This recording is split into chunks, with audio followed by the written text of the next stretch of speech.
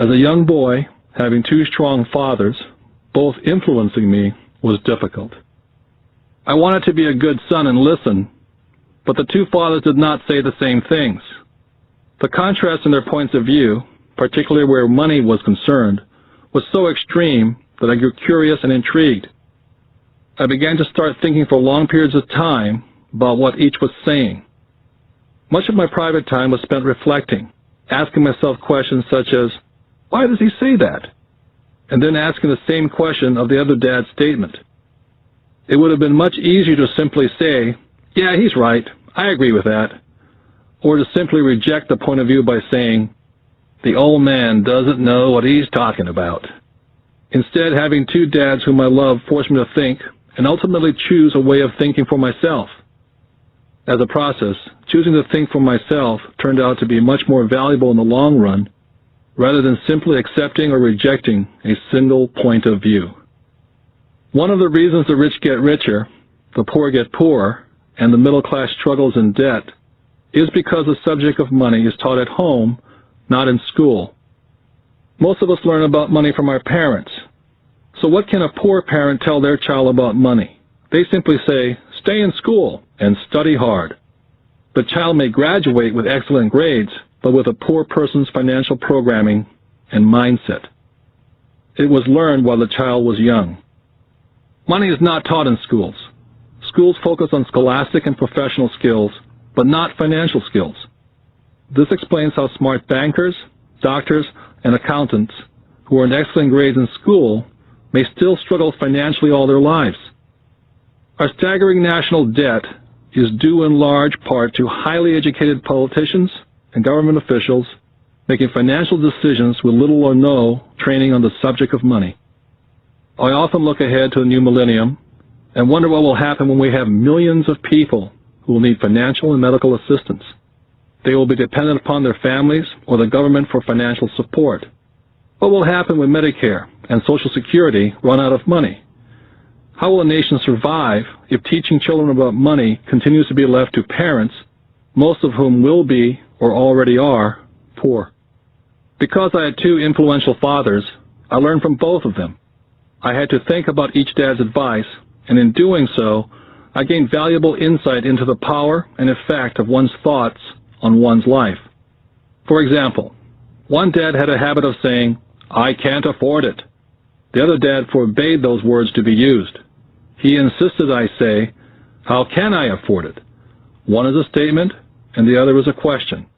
One lets you off the hook, and the other forces you to think. My soon-to-be-rich dad would explain that by automatically saying the words, I can't afford it, your brain stops working. By asking the question, how can I afford it, your brain is put to work. He did not mean buy everything you wanted. He was fanatical about exercising your mind, the most powerful computer in the world. My brain gets stronger every day because I exercise it. The stronger it gets, the more money I can make. He believed that automatically saying, I can't afford it, was a sign of mental laziness. Although both dads worked hard, I noticed that one dad had a habit of putting his brain to sleep when it came to money matters, and the other had a habit of exercising his brain. The long-term result was that one dad grew stronger financially and the other grew weaker. It is not much different from a person who goes to the gym to exercise on a regular basis versus someone who sits on the couch watching television. Proper physical exercise increases your chances for health, and proper mental exercise increases your chances for wealth. Laziness decreases both health and wealth. My two dads had opposing attitudes in thought. One dad thought that the rich should pay more in taxes and take care of those less fortunate. The other said, taxes punish those who produce and reward those who don't produce. One dad recommended, study hard so you can find a good company to work for. The other recommended, study hard so you can find a good company to buy. One dad said, the reason I'm not rich is because I have you kids. The other said, the reason I must be rich is because I have you kids. One dad encouraged talking about money and business at the dinner table. The other forbade the subject of money to be discussed over a meal. One said, when it comes to money, "Play it safe and don't take risks." The other said, "Learn to manage risk." One believed, "Our home is our largest investment and our greatest asset." The other believed, "My house is a liability, and if your house is your largest investment, you're in trouble." Both dads paid their bills on time, yet one paid his bills first, while the other paid his bills last. Being a product of two strong dads allowed me the luxury of observing the effects different thoughts have on one's life. I noticed that people really do shape their life through their thoughts. For example, my poor dad always said, "I'll never be rich," and that prophecy became reality. My rich dad, on the other hand, always referred to himself as rich. He would say things like, "I'm a rich man, and rich people don't do this." Even when he was flat broke, after a major financial setback, he continued to refer to himself as a rich man. He would cover himself by saying, "There's a difference between being poor and being broke. Broke is temporary, and poor is eternal." My poor dad would also say, "I'm not interested in money," or "Money doesn't matter."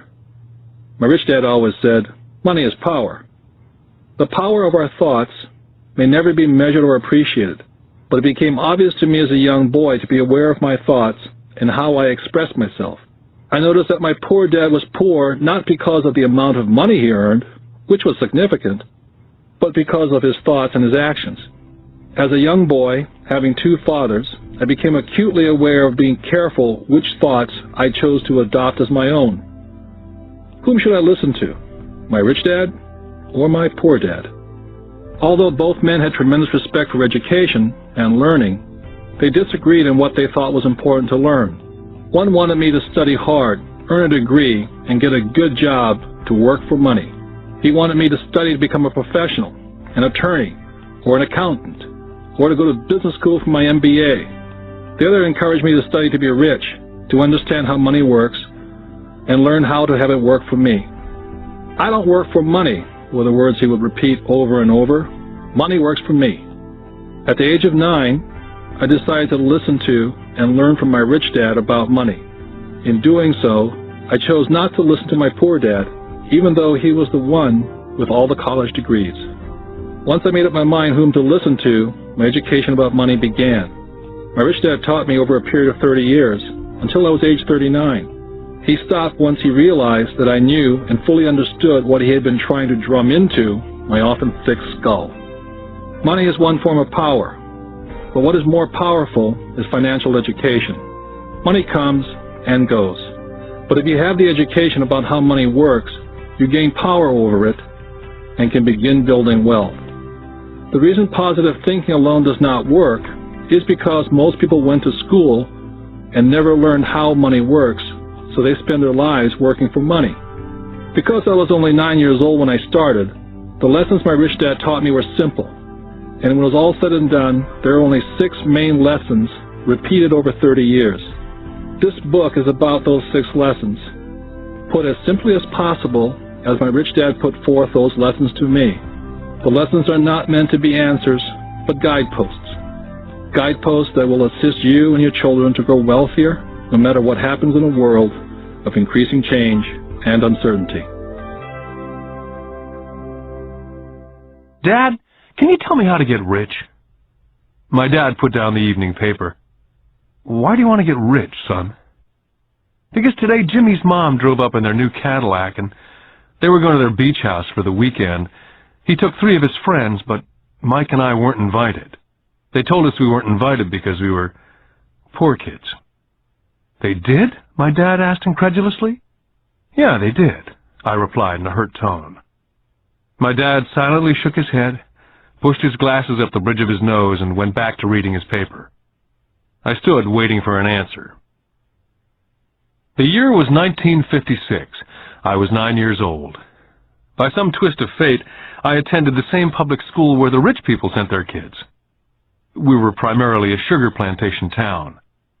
The managers of the plantation and the other affluent people of the town, such as doctors, business owners, and bankers, sent their children to this school, grades 1 to 6. After grade 6, their children were generally sent off to private schools. Because my family lived on one side of the street, I went to this school. Had I lived on the other side of the street, I would have gone to a different school with kids from families more like mine. After grade 6, these kids and I would go on to the public intermediate and high school. There was no private school for them or for me. My dad finally put down the paper. "Well, son," he began slowly, "if you want to be rich, you have to learn to make money."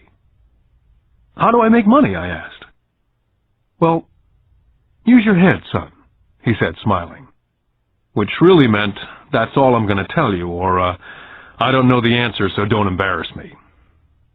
The next morning I told my best friend Mike what my dad had said. As best I could tell, Mike and I were the only poor kids in this school. Mike was like me in that he was in this school by a twist of fate. Someone had drawn a jog in a line for the school district, and we wound up in school with the rich kids. "So what do we do to make money?" Mike asked. "I don't know," I said. "But do you want to be my partner?" He agreed. And so on that Saturday morning, Mike became my first business partner. We spent all morning coming up with ideas on how to make money. Finally, that afternoon, a bolt of lightning came through our heads. It was an idea that Mike had gotten from a science book he'd read.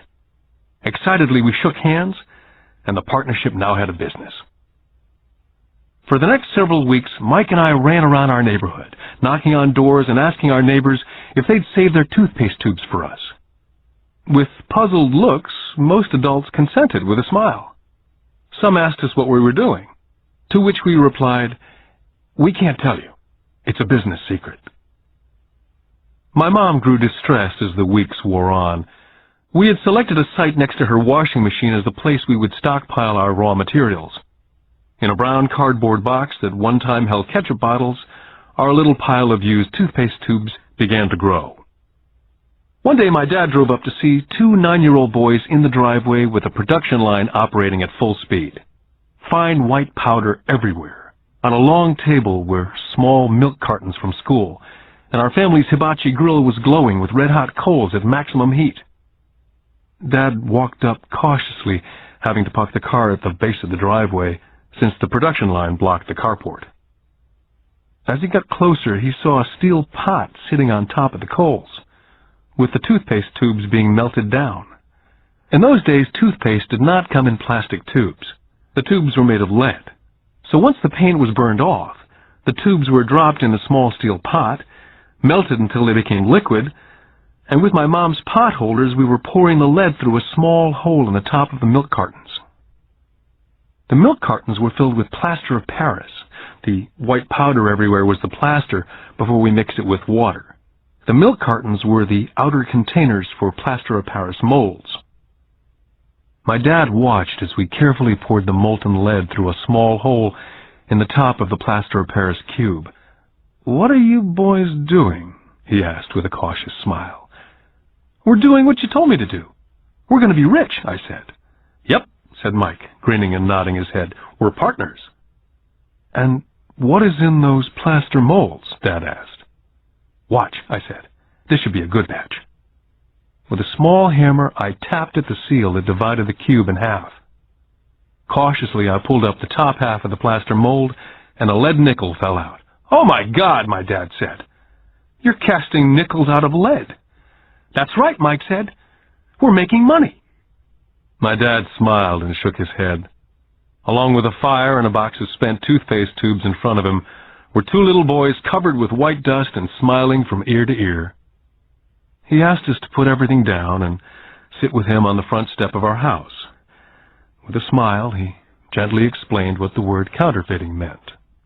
Our dreams were dashed. "You mean this is illegal?" asked Mike. "Yes, it is illegal," my dad said gently. "But you boys have shown great creativity and original thought. Keep going. I'm really proud of you." Disappointed, Mike and I sat in silence for about 20 minutes before we began cleaning up our mess. The business was over on opening day. Sweeping the powder up, I looked at Mike and said, "I guess Jimmy and his friends are right. We are poor." My father was just leaving as I said that. "Boys," he said, "you're only poor if you give up. The most important thing is that you did something. Most people only talk and dream of getting rich. You've done something. I'm very proud of the two of you. I will say it again. Keep going. Don't quit. Mike and I stood there in silence. They were nice words, but we still did not know what to do. "So how come you're not rich, Dad?" I asked. "Because I chose to be a school teacher. School teachers really don't think about being rich. We just like to teach. I wish I could help you, but I really don't know how to make money." Mike and I turned and continued our cleanup. "I know," said my dad. "If you boys want to learn how to be rich, don't ask me. Talk to your dad, Mike." "My dad?" asked Mike with a scrunched-up face. "Yeah, your dad," repeated my dad with a smile. "Your dad and I have the same banker, and he raves about your father. He's told me several times that your father is brilliant when it comes to making money. He seems to be building an empire, and I suspect in a few years he will be a very rich man." With that, Mike and I got excited again. With new vigor, we began cleaning up the mess caused by our now-defunct first business. As we were cleaning, we made plans on how and when to talk to Mike's dad. The problem was that Mike's dad worked long hours and often did not come home until late. His father owned warehouses, a construction company, a chain of stores, and 3 restaurants. It was the restaurants that kept him out late. Mike caught the bus home after we had finished cleaning up. He was going to talk to his dad when he got home that night and ask him if he would teach us how to become rich. Mike promised to call as soon as he talked to his dad, even if it was late. The phone rang at 8:30 p.m. Mike's dad had agreed to meet with Mike and me. At 7:30 Saturday morning, I caught the bus to the poor side of town. Michael and I met with his dad that morning at 8 o'clock. He was already busy and had been at work for more than an hour. His construction supervisor was just leaving in his pickup truck as I walked up to his simple, small, and tidy home. Mike met me at the door. "Dad's on the phone, and he said to wait on the back porch," Mike said as he opened the door. The old wooden floor creaked as I stepped across the threshold of this aging house. There was a cheap mat just inside the door. That mat was there to hide the years of wear from countless footsteps that the floor had supported. Although clean, it needed to be replaced. I felt claustrophobic as I entered the narrow living room, which was filled with old, musty, overstuffed furniture that today would be collector's items. Sitting on the couch were 2 women, a little older than my mom. Across from the women sat a man in workman's clothes. They smiled as Mike and I walked past them, heading for the kitchen, which led to the porch that overlooked the backyard. I smiled back shyly. "Who are those people?" I asked. "Oh, they work for my dad. The older man runs his warehouses, and the women are the managers of the restaurants. And you saw the construction supervisor who's working on a road project about 50 miles from here. His other supervisor, who's building a tract of houses, had already left before you got here." "Does this go on all the time?" I asked. "Not always, but quite often," said Mike, smiling as he pulled up a chair to sit down next to me. "I asked him if he'd teach us to make money," Mike said. "Oh? And what did he say to that?" I asked with cautious curiosity. "Well, he had a funny look on his face at first, and then he said he would make us an offer." "Oh," I said, rocking my chair back against the wall. I sat there perched on 2 rear legs of the chair. Mike did the same thing. Suddenly, Mike's dad burst through the rickety screen door and onto the porch. Mike and I jumped to our feet, not out of respect, but because we were startled. "Ready, boys?" Mike's dad asked as he pulled up a chair to sit down with us. We nodded our heads as we pulled our chairs away from the wall to sit in front of him. He was a big man, about 6 feet tall and 200 pounds. "Mike says that you want to learn how to make money. Is that correct, Robert?" I nodded my head quickly, but with a little intimidation. He had a lot of power behind his words and smile. "Okay, here's my offer. I'll teach you, but I won't do it classroom style. You work for me, and I'll teach you. You don't work for me, I don't teach you. I can teach you faster if you work, and I'm wasting my time if you just want to sit and listen like you do in school. That's my offer. Take it or leave it." May I ask a question first?" I asked. "Nope, take it or leave it. I've got too much work to do to waste my time. If you can't make up your mind decisively, then you'll never learn to make money anyway." "Take it," I said. "Take it," said Mike. "Good," said Mike's dad. Mrs. Martin will be by in 10 minutes. After I'm through with her, you ride with her to my superette, and you can begin working. I'll pay you 10 cents an hour, and you will work for 3 hours every Saturday." "But I have a softball game today," I said. Mike's dad lowered his voice to a stern tone. "Take it or leave it," he said. "I'll take it," I replied, choosing to work and learn instead of playing softball. By 9 a.m. on a beautiful Saturday morning, Mike and I were working for Mrs. Martin. She was a kind and patient woman.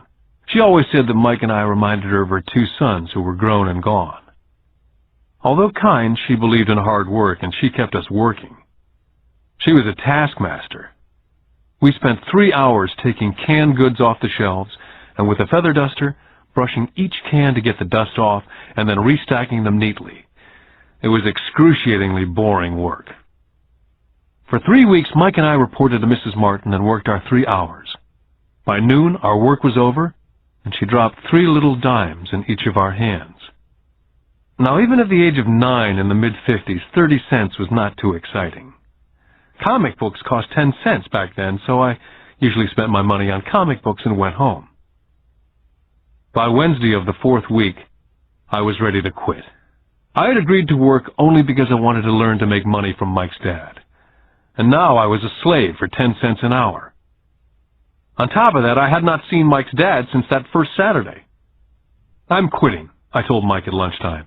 The school lunch was miserable. School was boring, and now I didn't even have my Saturdays to look forward to. But it was the 30 cents that really got to me. Mike smiled. "Dad said this would happen. He said to meet with him when you were ready to quit." "What?" I said indignantly. "He's been waiting for me to get fed up?" "Sort of," Mike said. "Dad's kind of different. He teaches differently from your dad. Your mom and dad lecture a lot. My dad is quiet and a man of few words. You just wait till this Saturday. I'll tell him you're ready." "You mean I've been set up?" "No, not really, but maybe. Dad will explain on Saturday." I was ready to face him, and I was prepared. Even my real dad was angry with him. My real dad, the one I call the poor one, thought that my rich dad was violating child labor laws and should be investigated. My educated dad told me to demand what I deserve, at least 25 cents an hour. My poor dad told me that if I didn't get a raise, I was to quit immediately. At 8 o'clock Saturday morning, I was going through the same rickety door of Mike's house. "Take a seat and wait in line," Mike's dad said as I entered.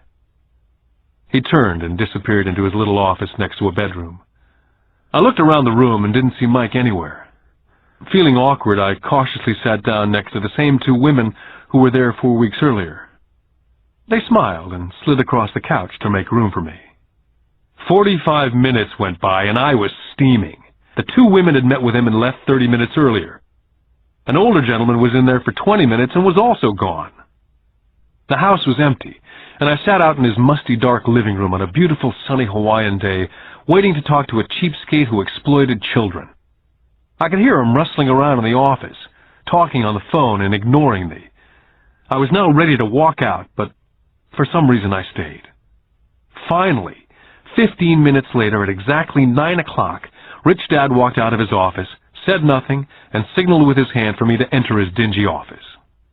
"I understand you want a raise or you're going to quit," Rich Dad said as he swiveled in his office chair. "Well, you're not keeping your end of the bargain," I blurted out, nearly in tears. It was really frightening for a 9-year-old boy to confront a grown-up. "You said that you'd teach me if I worked for you." "Well, I've worked for you. I've worked hard. I've given up my baseball games to work for you, and you don't keep your word. You haven't taught me anything. You're a crook like everyone in town thinks you are. You're greedy. You want all the money and don't take care of your employees. You make me wait and don't show me any respect. I'm only a little boy, and I deserve to be treated better." Rich Dad rocked back in his swivel chair, hands up to his chin, somewhat staring at me. "Not bad," he said. "In less than a month you sound like most of my employees." "What?" I asked. Not understanding what he was saying, I continued with my grievance. "I thought you were going to keep up your end of the bargain and teach me. Instead, you want to torture me. That's cruel. That's really cruel." "I am teaching you," Rich Dad said quietly. What have you taught me? Nothing, I said angrily. You haven't even talked to me once since I agreed to work for peanuts. 10 cents an hour, huh? I should notify the government about you. We have child labor laws, you know. My dad works for the government, you know. Wow, said Rich Dad. Now you sound like most of the people who used to work for me. People I've either fired or they've quit. So what do you have to say? I demanded, feeling pretty brave for a little kid. How do you know that I've not taught you anything? Asked Rich Dad calmly. Well, you've never talked to me. I've worked for 3 weeks and you've not taught me anything, I said with a pout.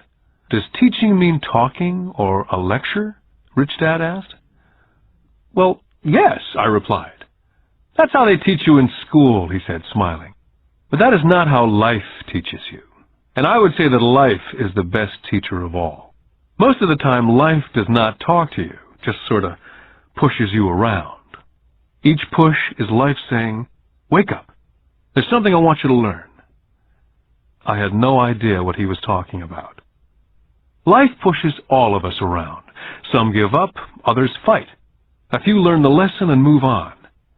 They welcome life pushing them around. To these few people, it means they need and want to learn something. They learn and move on. Most quit, and a few like you fight. Rich Dad stood and shut the creaky old wooden window that needed repair. If you learn this lesson, you will grow into a wise, wealthy, and happy young man. If you don't, you will spend your life blaming a job, low pay, or your boss for your problems. You'll live life hoping for that big break that'll solve all your money problems. Rich Dad looked over to me to see if I was still listening. His eyes met mine. We stared at each other, streams of communication going between us through our eyes. Finally, I pulled away once I had absorbed his last message. I knew he was right. I was blaming him, and I did ask to learn. I was fighting. Rich Dad continued, or if you're the kind of person who has no guts, you just give up every time life pushes you. If you're that kind of person, you'll live all your life playing it safe, doing the right things, saving yourself for some event that never happens. Then you die a boring old man. You'll have lots of friends who'll really like you because you were such a nice, hard-working guy. You spent a life playing it safe, doing the right things. But the truth is, you let life push you into submission. Deep down, you were terrified of taking risks. You really wanted to win, but the fear of losing was greater than the excitement of winning. Deep inside, you and only you will know that you didn't go for it. You chose to play it safe. Our eyes met again.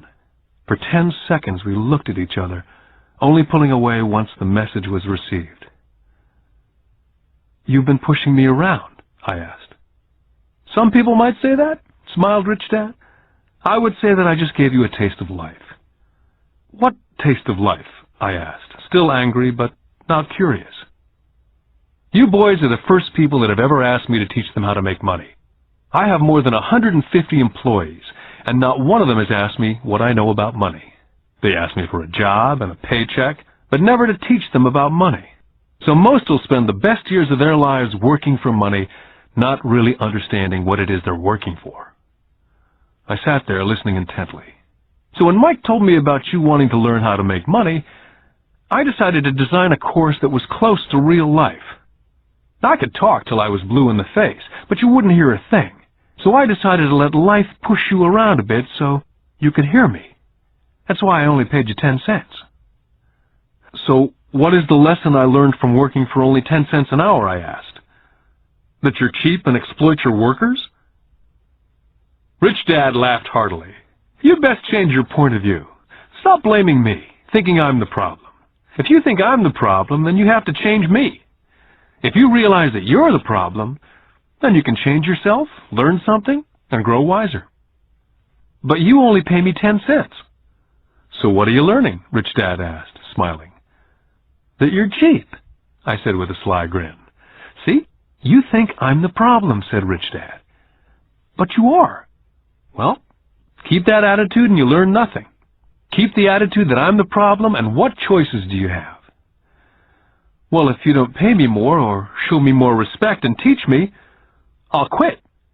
Well put, Rich Dad said. And that's exactly what most people do. They quit and go looking for another job, better opportunity, and higher pay, actually thinking that a new job or more pay will solve the problem. In most cases, it won't. So what will solve the problem, I asked? Just take this measly 10 cents an hour and smile?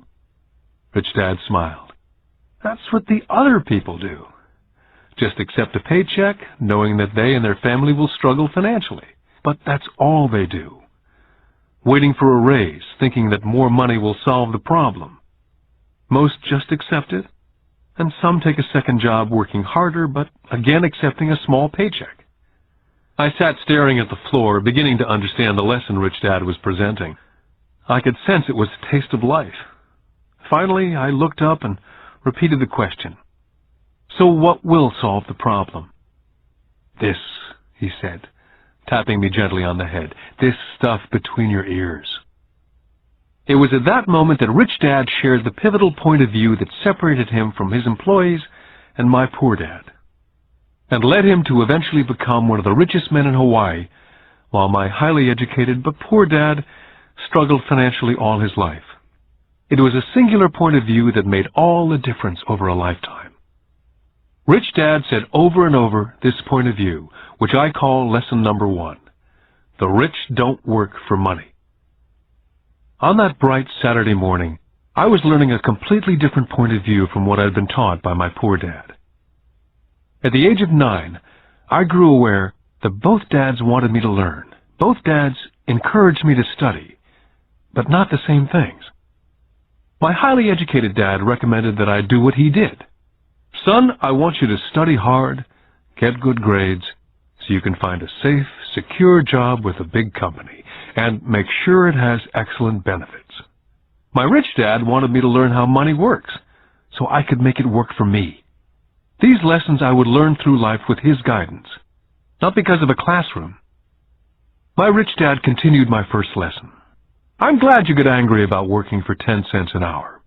If you'd not gotten angry, and had gladly accepted it, I would have to tell you that I could not teach you. You see, true learning takes energy, passion, a burning desire. Anger is a big part of that formula, for passion is anger and love combined. When it comes to money, most people want to play it safe and feel secure, so passion does not direct them, fear does. So is that why they'll take a job with low pay? I asked. Yes, said Rich Dad. Some people say I exploit people because they don't pay as much as the sugar plantation or the government. I say people exploit themselves. It's their fear, not mine. But don't you feel you should pay them more? I asked. I don't have to. And besides, more money will not solve the problem. Just look at your dad. He makes a lot of money and he still can't pay his bills. Most people, given more money, only get into more debt. So that's why the 10 cents an hour, I said, smiling. It's a part of the lesson. That's right, smiled Rich Dad. You see, your dad went to school and got an excellent education so he could get a high-paying job, which he did. But he still has money problems because he never learned anything about money at school. On top of that, he believes in working for money. And you don't, I asked? No, not really, said Rich Dad. If you want to learn to work for money, then stay in school. That's a great place to learn to do that. But if you want to learn how to have money work for you, then I will teach you that. But only if you want to learn. Wouldn't everyone want to learn that, I asked? No, said Rich Dad, simply because it's easier to learn to work for money, especially if fear is your primary emotion when the subject of money is discussed. I don't understand, I said with a frown. Oh, don't worry about that for now. Just know that it's fear that keeps most people working at a job. The fear of not paying their bills, the fear of being fired, the fear of not having enough money, the fear of starting over. That's the price of studying to learn a profession or trade and then working for money. Most people become a slave to money and then get angry at their boss. Learning to have money work for you is a completely different course of study, I asked. Absolutely, Rich Dad answered. Absolutely. We sat in silence. My friends would have been just starting their Little League baseball game, but for some reason I was now thankful I decided to work for 10 cents an hour.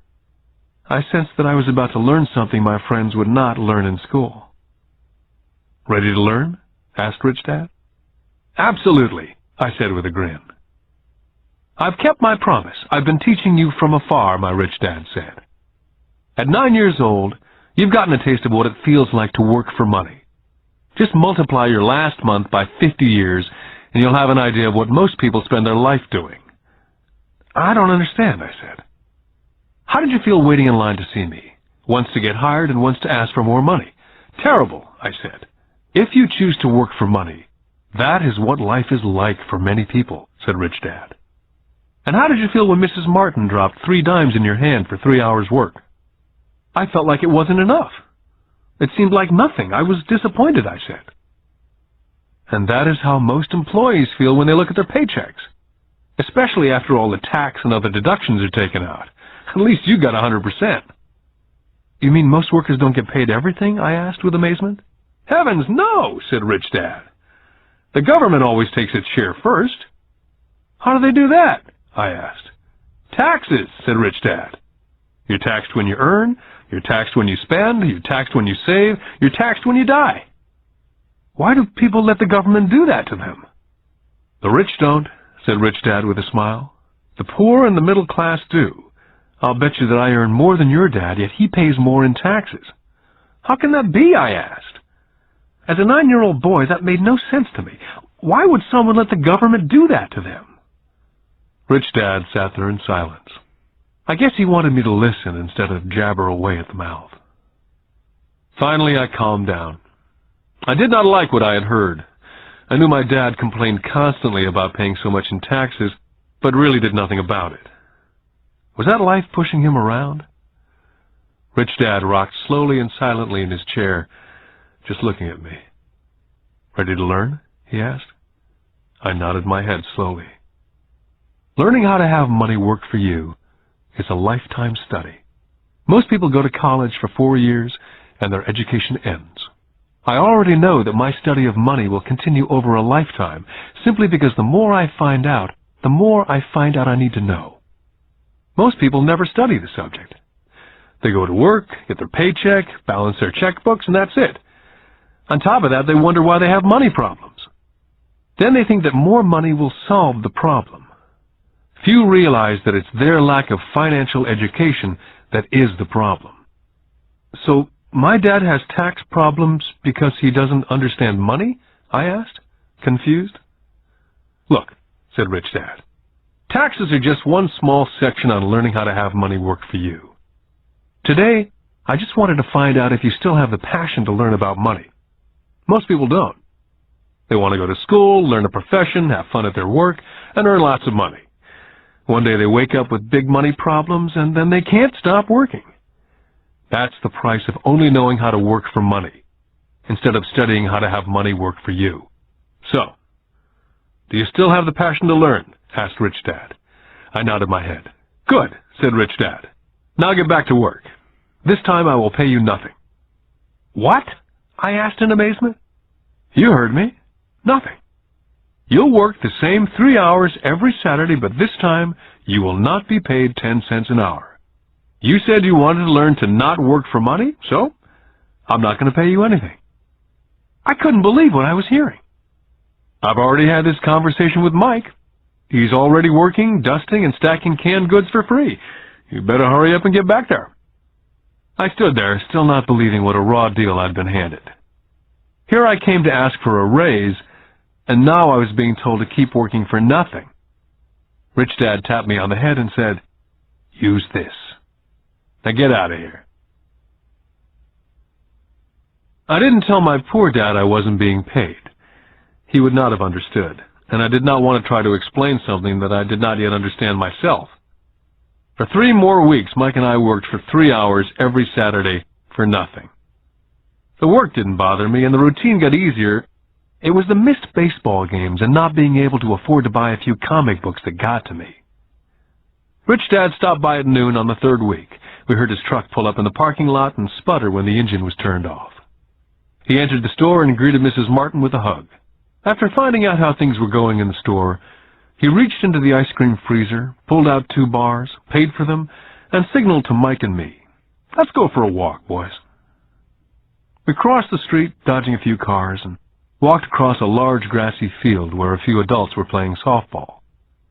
Sitting down at a remote picnic table, he handed Mike and me the ice cream bars. "How's it going, boys?" "Okay," Mike said. I nodded in agreement. "Learn anything yet?" Rich Dad asked. Mike and I looked at each other, shrugged our shoulders, and shook our heads in unison. "Well, you boys had better start thinking. You're staring at one of life's biggest lessons. If you learn the lesson, you'll enjoy a life of great freedom and security. If you don't learn the lesson, you'll wind up like Mrs. Martin and most of the people playing softball in this park. They work very hard for a little money, clinging to the illusion of job security, looking forward to a 3-week vacation each year and a skimpy pension after 45 years of work. Now, if that excites you, I'll give you a raise to 25 cents an hour." "But these are good, hard-working people. Are you making fun of them?" I demanded. A smile came over Rich Dad's face. "Mrs. Martin's like a mother to me, and I would never be that cruel. I may sound cruel because I'm doing my best to point something out to the two of you. I want to expand your point of view so you can see something most people never have the benefit of seeing because their vision is too narrow. Most people never see the trap they're in." Mike and I sat there uncertain of his message. He sounded cruel, yet we could sense he was desperately wanting us to know something. With a smile, Rich Dad said, "Doesn't that 25 cents an hour sound good? Doesn't that make your heart beat a little faster?" I shook my head no, but it really did. 25 cents an hour would be big bucks to me. "Okay, I'll pay you $1 an hour," Rich Dad said with a sly grin. Now my heart was beginning to race. My brain was screaming, "Take it, take it." I could not believe what I was hearing. Still, I said nothing. "Okay, $2 an hour." My little 9-year-old brain and heart nearly exploded. After all, it was 1956, and being paid $2 an hour would have made me the richest kid in the world. I couldn't imagine earning that kind of money. I wanted to say yes, but somehow my mouth stayed silent. Maybe my brain had overheated and blown a fuse, but deep down I badly wanted that $2 an hour. The ice cream had melted and was running down my hand. Rich Dad was looking at two boys staring back at him, eyes wide open and brains empty. He knew that he was testing us, and he knew there was part of our emotions that wanted to take the deal. "Okay," he said, $5 an hour. Suddenly there was a silence from inside me. Something had changed. The offer was too big and had gotten ridiculous. Not too many grown-ups in 1956 made more than $5 an hour. The temptation disappeared and a calm set in. Slowly I turned to my left to look at Mike. He looked back at me. The part of my soul that was weak and needy was silenced. The part of me that had no price took over. There was a calm and a certainty about money that entered my brain and my soul. I knew Mike had gotten to that point also. "Good," Rich Dad said softly. "Most people have a price. And they have a price because of human emotions named fear and greed. First, the fear of being without money motivates us to work hard. And then once we get that paycheck, greed or desire starts us thinking about all the wonderful things money can buy. The pattern is then set." "What pattern?" I asked. "The pattern of get up, go to work, pay bills, get up, go to work, pay bills. Their lives are then run forever by two emotions, fear and greed. Offer them more money, and they continue the cycle by also increasing their spending. This is what I call the rat race." "There is another way?" Mike asked. "Yes," said Rich Dad slowly, "but only a few people find it." "And what is that way?" Mike asked. "That's what I hope you boys will find out as you work and study with me. That is why I took away all forms of pay." "Any hints?" Mike asked. "We're kind of tired of working hard, especially for nothing." "Well, the first step is telling the truth," said Rich Dad. "We haven't been lying," I said. "I did not say you were lying. I said to tell the truth," Rich Dad came back. "The truth about what?" I asked. how you're feeling, Rich Dad said. You don't have to say it to anyone else, just yourself.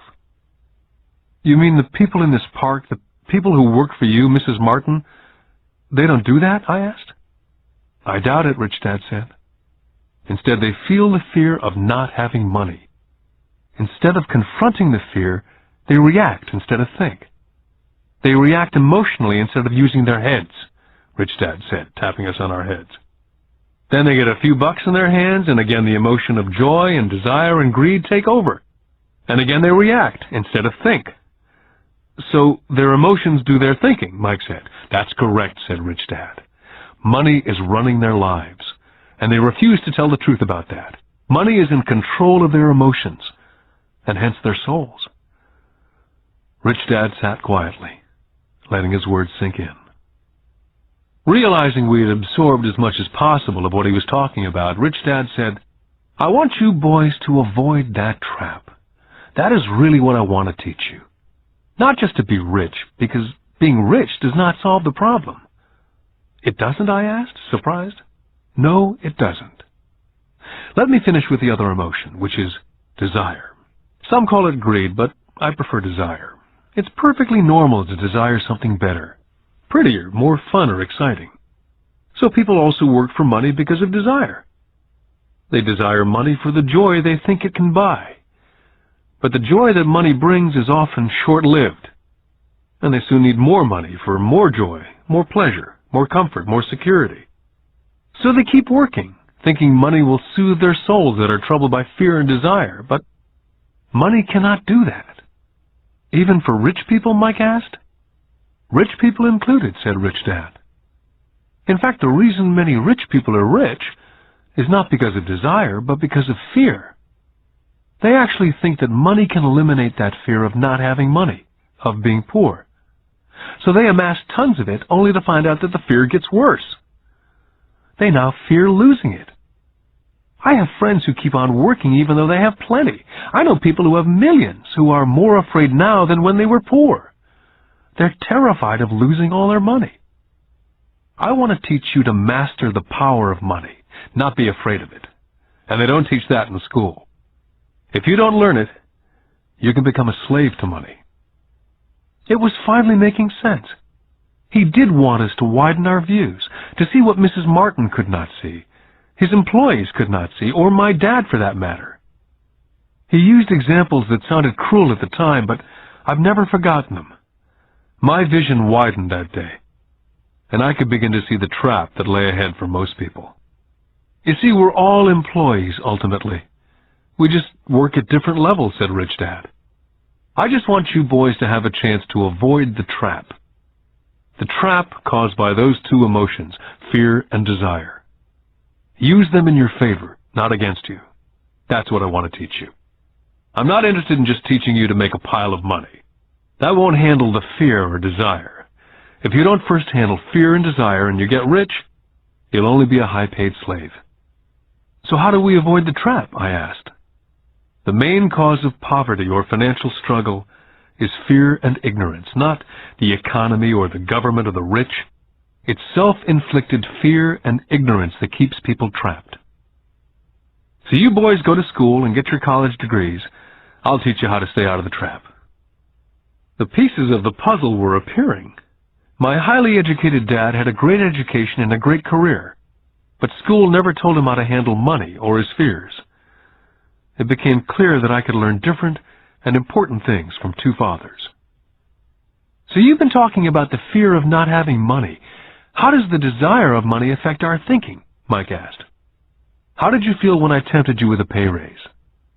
Did you notice your desires rising? We nodded our heads. By not giving in to your emotions, you were able to delay your reactions and think. That's most important. We will always have emotions of fear and greed. From here on in, it's most important for you to use those emotions to your advantage and for the long term, and not simply let your emotions run you by controlling your thinking. Most people use fear and greed against themselves. That's the start of ignorance. Most people live their lives chasing paychecks, pay raises, and job security because of the emotions of desire and fear not really questioning where those emotion-driven thoughts are leading them. It's just like the picture of a donkey dragging a cart with its owner dangling a carrot just in front of the donkey's nose. The donkey's owner may be going where he wants to go, but the donkey is chasing an illusion. Tomorrow there will only be another carrot for the donkey. You mean the moment I began to picture a new baseball glove, candy or toys that's like a carrot to a donkey, Mike asked? Yeah. And as you get older, your toys get more expensive. New car, boat, and a big house to impress your friends, said Rich Dad with a smile. Fear pushes you out the door, and desire calls to you, enticing you toward the rocks. That's the trap. So, what's the answer? Mike asked. What intensifies fear and desire is ignorance. That's why rich people with lots of money often have more fear the richer they get. Money is the carrot, the illusion. Rich Dad went on to explain that a human's life is a struggle between ignorance and illumination. He explained that once a person stops searching for information and knowledge of oneself, ignorance sets in. That struggle is a moment-to-moment decision to learn to open or close one's mind. Look, school is very, very important. You go to school to learn a skill or a profession so as to be a contributing member of society. Every culture needs teachers, doctors, mechanics, artists, cooks, business people, police officers, firefighters, soldiers. Schools train them so our culture can thrive and flourish, said Rich Dad. Unfortunately for many people, school is the end, not the beginning. What does ignorance have to do with greed and fear, I asked. Because it's ignorance about money that causes so much greed and so much fear, said Rich Dad. Let me give you some examples. A doctor wanting more money to better provide for his family raises his fees. By raising his fees, it makes healthcare more expensive for everyone. Now, it hurts the poor people the most, so poor people have worse health than those with money. Because the doctors raise their rates, the attorneys raise their rates. Because the attorneys' rates have gone up, school teachers want a raise, which raises our taxes, and on and on and on. Soon there will be such a horrifying gap between the rich and the poor that chaos will break out, and another great civilization will collapse. Great civilizations collapsed when the gap between the haves and the have-nots was too great. America is on the same course, proving once again that history repeats itself, because we do not learn from history. We only memorize historical dates and names, not the lesson. Aren't prices supposed to go up, I asked. Not in an educated society with a well-run government. Prices should actually come down. Of course, that's often only true in theory. Prices go up because of greed and fear caused by ignorance. If schools taught people about money, there would be more money and lower prices. But schools only focus on teaching people to work for money, not how to harness money's power. But don't we have business schools, Mike asked? Aren't you encouraging me to go to business school for my master's degree? Yes, said Rich Dad. But all too often business schools train employees who are sophisticated bean counters. Heaven forbid a bean counter takes over a business. All they do is look at the numbers, fire people, and kill the business. I know, because I hire bean counters. All they think about is cutting costs and raising prices, which causes more problems. Bean counting is important. I wish more people knew it, but it too is not the whole picture, added Rich Dad angrily. So is there an answer? Asked Mike. Yes, said Rich Dad. Learn to use your emotions to think, not think with your emotions. When you boys mastered your emotions, first by agreeing to work for free, I knew there was hope. When you again resisted your emotions when I tempted you with more money, you were again learning to think in spite of being emotionally charged. That's the first step. Can you tell the difference between emotions thinking and the head thinking? Mike asked. Oh, yes, I hear it all the time, said Rich Dad. I hear things like, well, everyone has to work, or the rich are crooks, or I'll get another job, I deserve this raise. You can't push me around, or I like this job because it's secure. Instead of, is there something I'm missing here? Which breaks the emotional thought and gives you time to think clearly. I must admit it was a great lesson to be getting, to know when someone was speaking out of emotions or out of clear thought. It was a lesson that served me well for life. especially when I was the one speaking out of reaction and not from clear thought. As we headed back to the store, Rich Dad explained that the rich really did make money. They did not work for it. He went on to explain that when Mike and I were casting 5-cent pieces out of lead, thinking we were making money, we were very close to thinking the way rich people think. The problem was that it was illegal for us to do it. Rich Dad went on to explain that the rich know that money is an illusion, truly like the carrot for the donkey. It's only out of fear and greed that the illusion of money is held together by billions of people thinking that money is real. Money is really made up.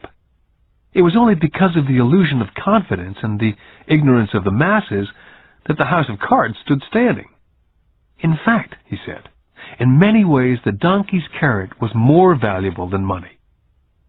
As he climbed into his pickup truck outside of his little convenience store, he said, "Keep working, boys. But the sooner you forget about needing a paycheck, the easier your adult life will be. Keep using your brain. Work for free. And soon your mind will show you ways of making money far beyond what I could ever pay you.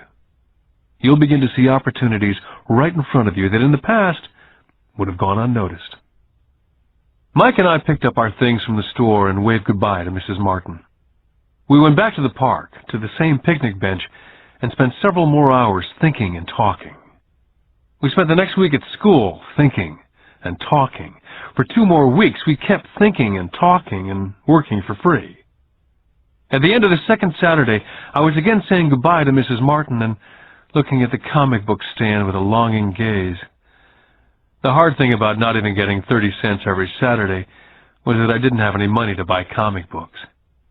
Suddenly, as Mrs. Martin was saying goodbye to Mike and me, I saw something she was doing that I'd never seen her do before.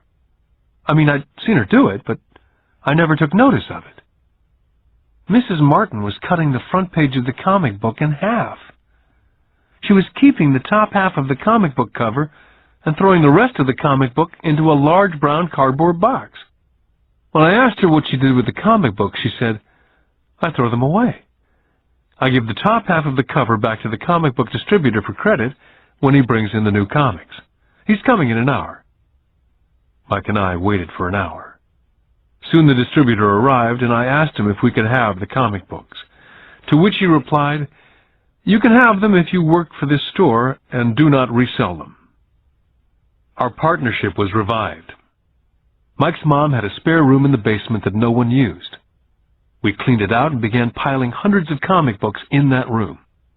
Soon our comic book library was open to the public. We hired Mike's younger sister, who loved to study, to be head librarian. She charged each child 10 cents admission to the library, which was open from 2:30 to 4:30 p.m. every day after school.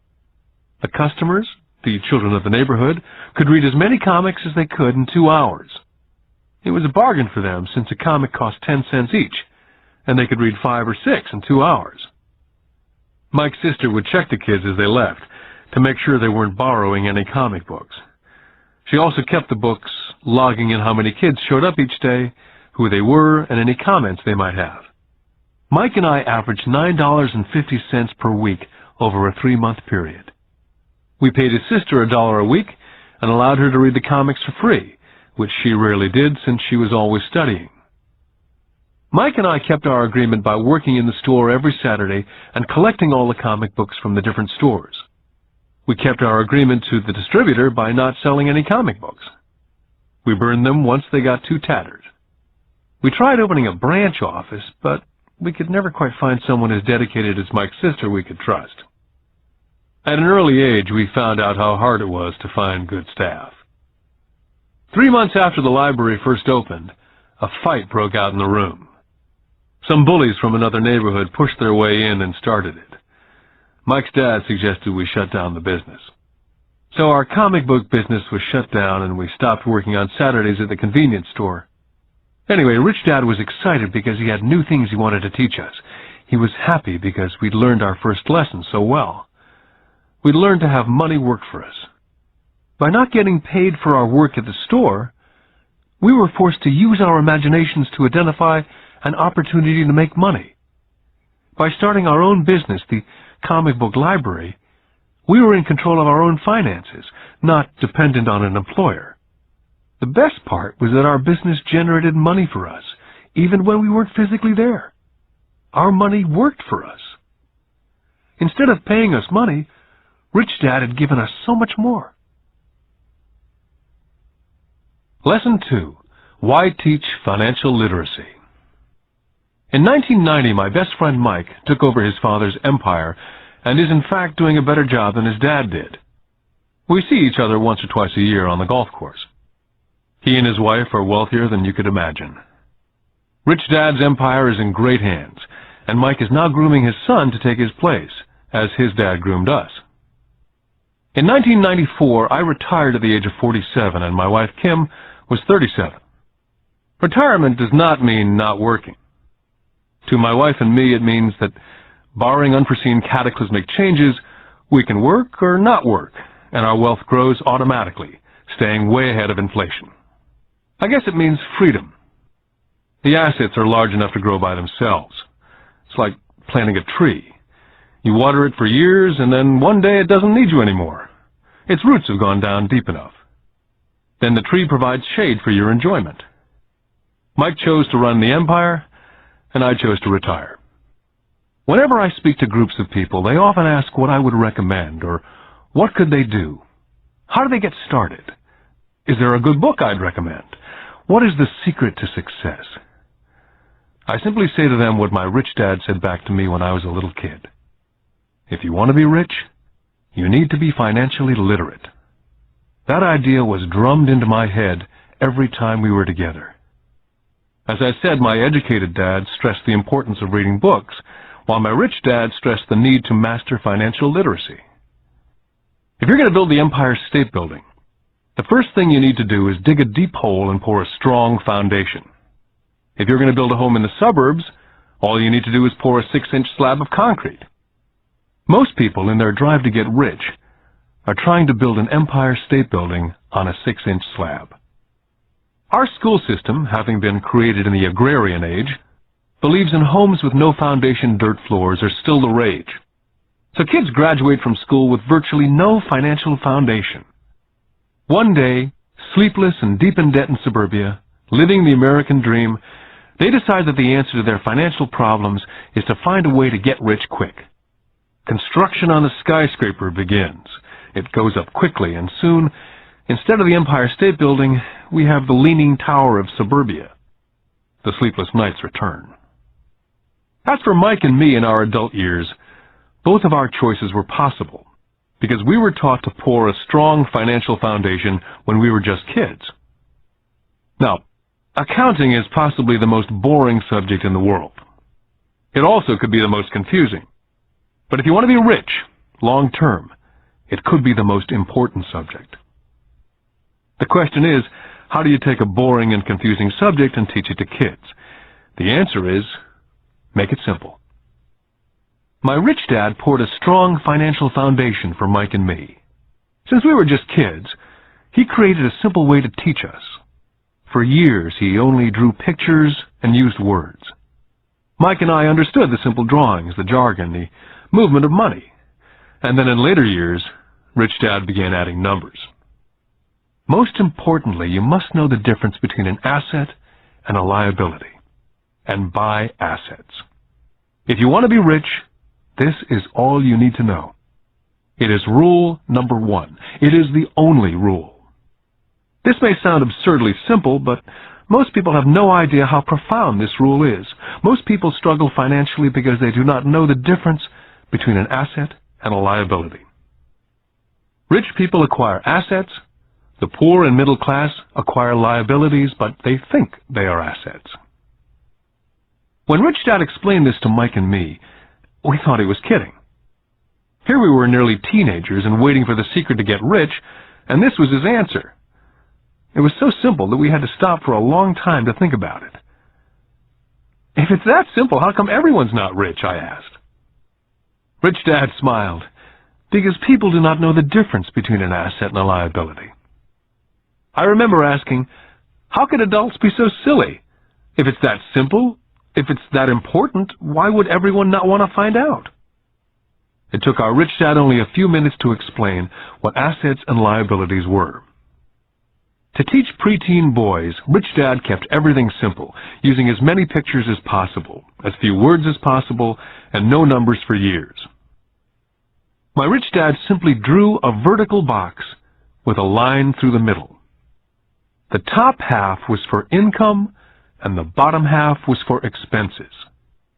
Then beneath that box, he drew another box horizontally, which he divided into a left half for assets and a right half for liabilities. The income statement, often called a profit and loss statement, measures income and expenses, money in or money out. The second set of boxes is the balance sheet. It's called that because it's supposed to balance assets against liabilities. That relationship is vital to understand. The primary cause of financial struggle is simply not knowing the difference between an asset and a liability. The cause of the confusion is found in the definition of the two words. If you want a lesson in confusion, simply look up the words asset and liability in the dictionary. So my rich dad simply told two young boys the following. An asset is something that puts money in my pocket. A liability is something that takes money out of my pocket. This is really all you need to know.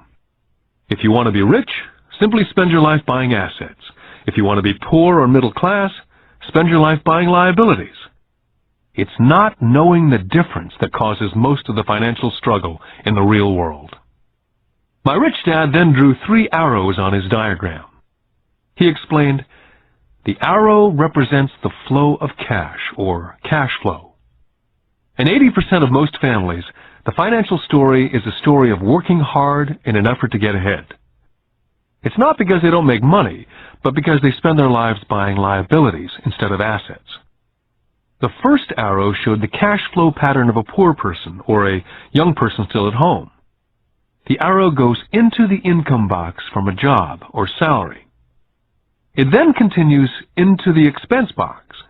Expenses include taxes, rent, and everyday living expenses. It flows out the expense box and is gone. The second arrow Rich Dad drew represented the cash flow pattern of a middle-class person. The arrow flows from a job into the income box. It then flows into the liabilities box. Most middle-class people acquire many liabilities, such as a mortgage, a car loan, and credit card debt. From the liabilities box, it flows to the expense box, where the monthly payments are made for the liabilities, as well as taxes and living expenses. From there, it flows out the expense box and is gone. The third arrow is the pattern of a wealthy person. This arrow simply flows from the asset box into the income box. The cash flow is not generated by a job or salary, but by assets. Remember, assets are things that put money in your pocket. Additionally, the rich have few expenses and liabilities, or if they do, those liabilities are more than covered by their assets. Examples such as these are oversimplified. Everyone has living expenses, the need for food, shelter, and clothing. The diagrams Rich Dad drew showed the flow of cash through a poor, middle class, or wealthy person's life. It's the cash flow that tells the story. It's the story of how a person handles their money, what they do after they get the money in their hand. I cringe whenever I hear people ask me how to get rich quicker. Or how do they start? I often hear, I'm in debt, so I need to make more money. But more money will often not solve the problem. In fact, it may actually accelerate the problem. Money often makes obvious our tragic human flaws. Money often puts a spotlight on what we do not know. That's why, all too often, a person who comes into a sudden windfall of cash, let's say an inheritance, a pay raise, or lottery winnings, soon returns to the same financial mess, if not worse than the mess they were in before they received the money. Money only accentuates the cash flow pattern running in your head. If your pattern is to spend everything you get, most likely an increase in cash will just result in an increase in spending. Thus the saying, a fool and his money is one big party.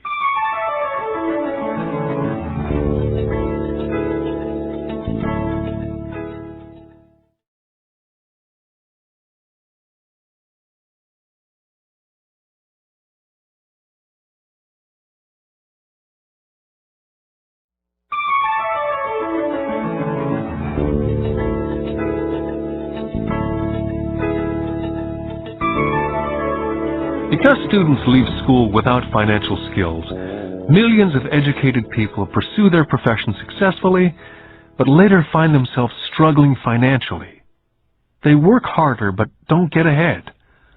What's missing from their education is not how to make money, but how to spend money. What to do after you make it. It's called financial aptitude. What to do with the money once you make it, how to keep people from taking it from you, how long you keep it, and how hard that money works for you. Most people cannot tell why they struggle financially because they don't understand cash flow. A person can be highly educated, professionally successful, and financially illiterate. These people often work harder than they need to because they learned how to work hard, but not how to have their money work for them. The moving picture show of hard-working people has a set pattern. Recently married, the happy, highly educated young couple move in together in one of their cramped rented apartments. Immediately they realize that they're saving money, because two can live as cheaply as one. The problem is, the apartment is cramped. They decide to save money to buy their dream home so they can have kids. They now have two incomes, and they begin to focus on their careers. Their incomes begin to increase. As their incomes go up, their expenses go up as well, so there is little or no money to flow into the asset box. This means the only income they get comes from their jobs. The number one expense for most people is taxes. Many people think it's income tax, but for most Americans, their highest tax is Social Security. As an employee, it appears as if the Social Security tax, combined with the Medicare tax rate, is roughly 7.5%. But it's really 15%, since the employer must match the Social Security amount. In essence, it is money the employer cannot pay you. On top of that, you still have to pay income tax on the amount deducted from your wages for Social Security tax. Income you never receive because it went directly to Social Security through withholding. Then their liabilities go up. This is best demonstrated by going back to the young couple. As a result of their incomes going up, they decide to go out and buy the house of their dreams. Once in their house, they have a new tax, called property tax. Then they buy a new car, new furniture, and new appliances to match their new house. All of a sudden, they wake up, and their liabilities column is full of mortgage debt and credit card debt. They're now trapped in the rat race. A child comes along. They work harder. The process repeats itself. More money and higher taxes, also called bracket creep. A credit card comes in the mail. They use it. It maxes out. A loan company calls and says their greatest asset, their home, has appreciated in value. The company offers a bill consolidation loan because their credit is so good and tells them the intelligent thing to do is clear off the high-interest consumer debt by paying off their credit card. And besides, interest on their home is a tax deduction. They go for it and pay off those high-interest credit cards. They breathe a sigh of relief. Their credit cards are paid off. They've now folded their consumer debt into their home mortgage. Their payments go down because they extend their debt over 30 years. It is the smart thing to do. Their neighbor calls to invite them to go shopping. The Memorial Day sale is on. A chance to save some money. They say to themselves, I won't buy anything, I'll just go look. But just in case they find something, they tuck that clean credit card inside their wallet. I run into this young couple all the time. Their names change, but their financial dilemma is the same. They come to one of my talks to hear what I have to say. They ask me, can you tell us how to make more money? Their spending habits have caused them to seek more income. They don't even know that the trouble is really how they choose to spend the money they do have. And that is the real cause of their financial struggle. It's caused by financial illiteracy and not understanding the difference between an asset and a liability. More money seldom solves someone's money problems. Intelligence solves problems. There's a saying a friend of mine says over and over to people in debt. If you find yourself in a hole, stop digging. The poor and middle class all too often allow the power of money to control them. By simply getting up and working harder, failing to ask themselves if what they do makes sense, they shoot themselves in the foot as they leave for work every morning. By not fully understanding money, the vast majority of people allow the awesome power of money to control them. The power of money is used against them. By the time Mike and I were 16 years old, we began to have problems in school. We were not bad kids. We just began to separate from the crowd. We worked for Mike's dad after school and on the weekends.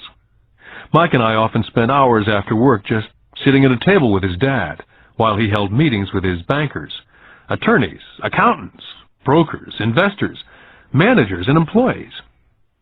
We learned more sitting at his meetings than we did in all our years of school, college included. Mike's dad was not school educated, but he was financially educated and successful as a result. He used to tell us over and over again, an intelligent person hires people who are more intelligent than they are. So Mike and I had the benefit of spending hours listening to, and in the process learning from, intelligent people. But because of this, both Mike and I just could not go along with the standard dogma that our teachers preached. Occasionally, Mike or I would ask our teachers how what we studied was applicable, or we asked why we never studied money and how it worked. To the latter question, we often got the answer that money was not important, that if we excelled in our education, the money would follow.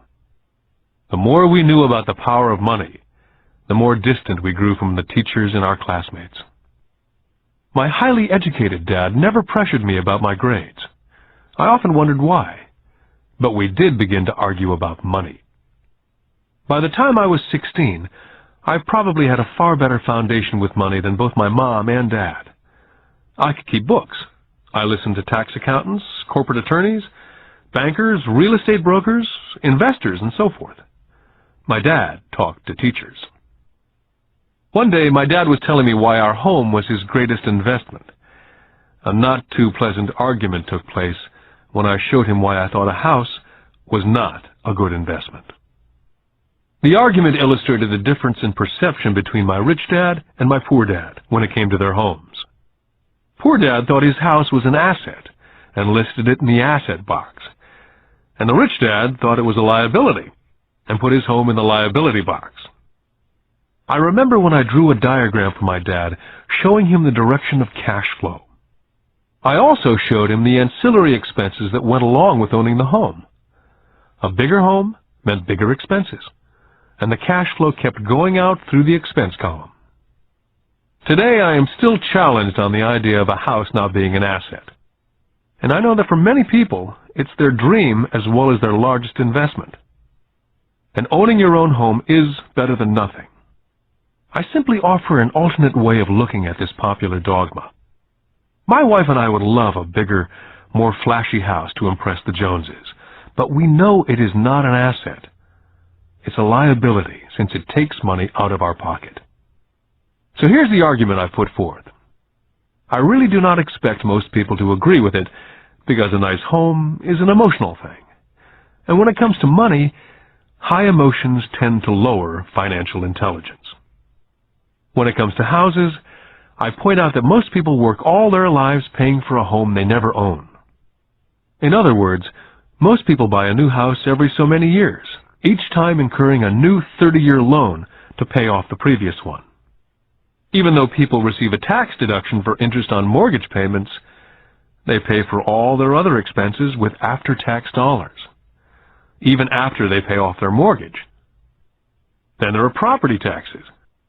My wife's parents were shocked when the property taxes on their home went to $1,000 a month. This was after they'd retired, so the increase put a strain on their retirement budget, and they felt forced to move. Also, houses do not always go up in value. I still had friends who owe $1 million for a home that will today sell for only $700,000. Finally, the greatest losses of all are those from missed opportunities. If all your money is tied up in your house, you may be forced to work harder because your money continues blowing out of the expense column instead of adding to the asset column. The classic middle-class cash flow pattern. If a young couple would put more money into their asset column early on, their later years would get easier, especially as they prepared to send their children to college. Their assets would have grown and would be available to help cover expenses. All too often, a house only serves as a vehicle for incurring a home equity loan to pay for mounting expenses.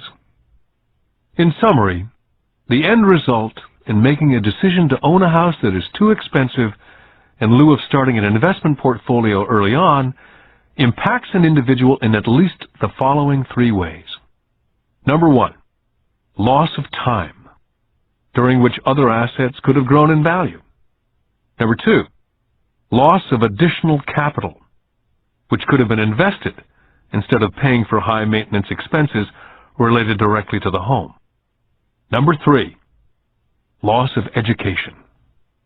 Too often people count their house, savings, and retirement plan as all they have in their asset column.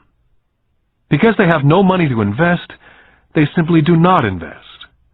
This costs them investment experience.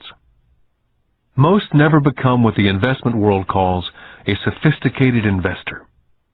And the best investments are usually first sold to sophisticated investors, who then turn around and sell them to the people playing it safe. My educated dad's personal financial statement best demonstrates the life of someone in the rat race. His expenses seem to always keep up with his income, never allowing him to invest in assets. As a result, his liabilities, such as his mortgage and credit card debts, are larger than his assets. My rich dad's personal financial statement, on the other hand, reflects the results of a life dedicated to investing and minimizing liabilities. His assets greatly exceed his liabilities. A review of my rich dad's financial statement is why the rich get richer. The asset column generates more than enough income to cover expenses, with the balance reinvested into the asset column. The asset column continues to grow, and therefore, the income it produces grows with it. The result being, the rich get richer. The middle class finds itself in a constant state of financial struggle. Their primary income is through wages, and as their wages increase, so do their taxes.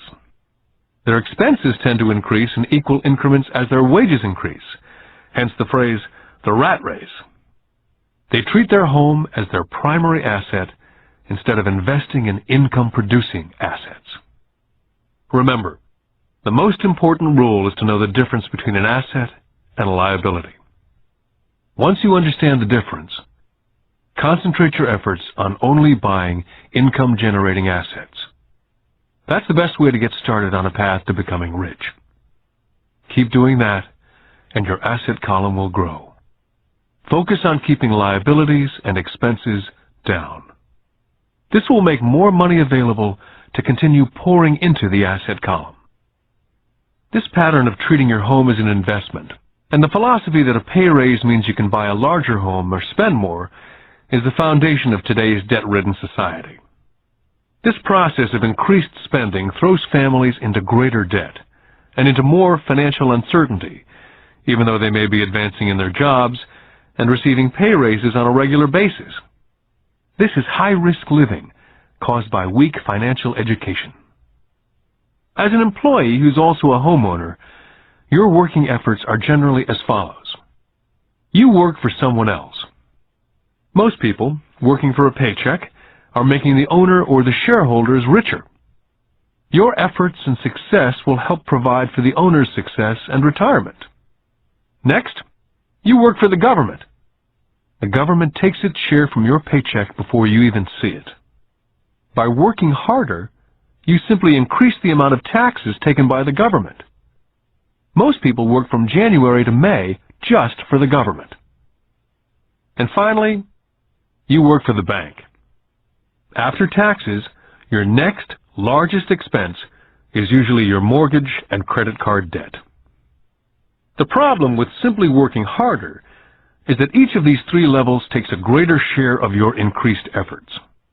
You need to learn how to have your increased efforts benefit you and your family directly. Once you've decided to concentrate on minding your own business, how do you set your goals? For most people, they must keep their profession and rely on their wages to fund their acquisition of assets. As their assets grow, how do they measure the extent of their success? When does someone realize that they are rich, that they have wealth? As well as having my own definitions for assets and liabilities, I also have my own definition for wealth. Actually, I borrowed it from a man named Buckminster Fuller. Some people call him a quack, and others call him a living genius. Years ago, he got all the architects buzzing because he applied for a patent in 1961 for something called a geodesic dome. But in the application, Fuller also said something about wealth. It was pretty confusing at first, but after reading it for a while, it began to make some sense.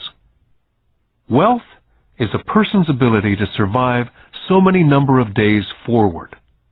Or, if I stopped working today, how long could I survive? Unlike net worth, the difference between your assets and liabilities, which is often filled with a person's expensive junk and opinions of what things are worth, this definition creates the possibility for developing a truly accurate measurement. I could now measure and really know where I was in terms of my goal to become financially independent. Although net worth often includes these non-cash producing assets like stuff you bought that now sits in your garage, wealth measures how much money your money is making, and therefore your financial survivability. Wealth is the measure of the cash flow from the asset column compared with the expense column. Let's use an example. Let's say I have a cash flow from my asset column of $1,000 a month, and I have monthly expenses of $2,000. What's my wealth? Let's go back to Buckminster Fuller's definition. Using his definition, how many days forward can I survive? And let's assume a 30-day month. By that definition, I have enough cash flow for half a month. When I have achieved $2,000 a month cash flow from my assets, then I will be wealthy. I now have income generated from assets each month that fully covers my monthly expenses. If I want to increase my expenses, I first must increase my cash flow from assets to maintain this level of wealth. Take notice that it's at this point that I am no longer dependent on my wages. I have focused on and been successful in building an asset column that's made me financially independent. If I quit my job today, I would be able to cover my monthly expenses with the cash flow from my assets. My next goal would be to have the excess cash flow from my assets reinvested into the asset column. The more money that goes into my asset column, the more my asset column grows. The more my assets grow, the more my cash flow grows.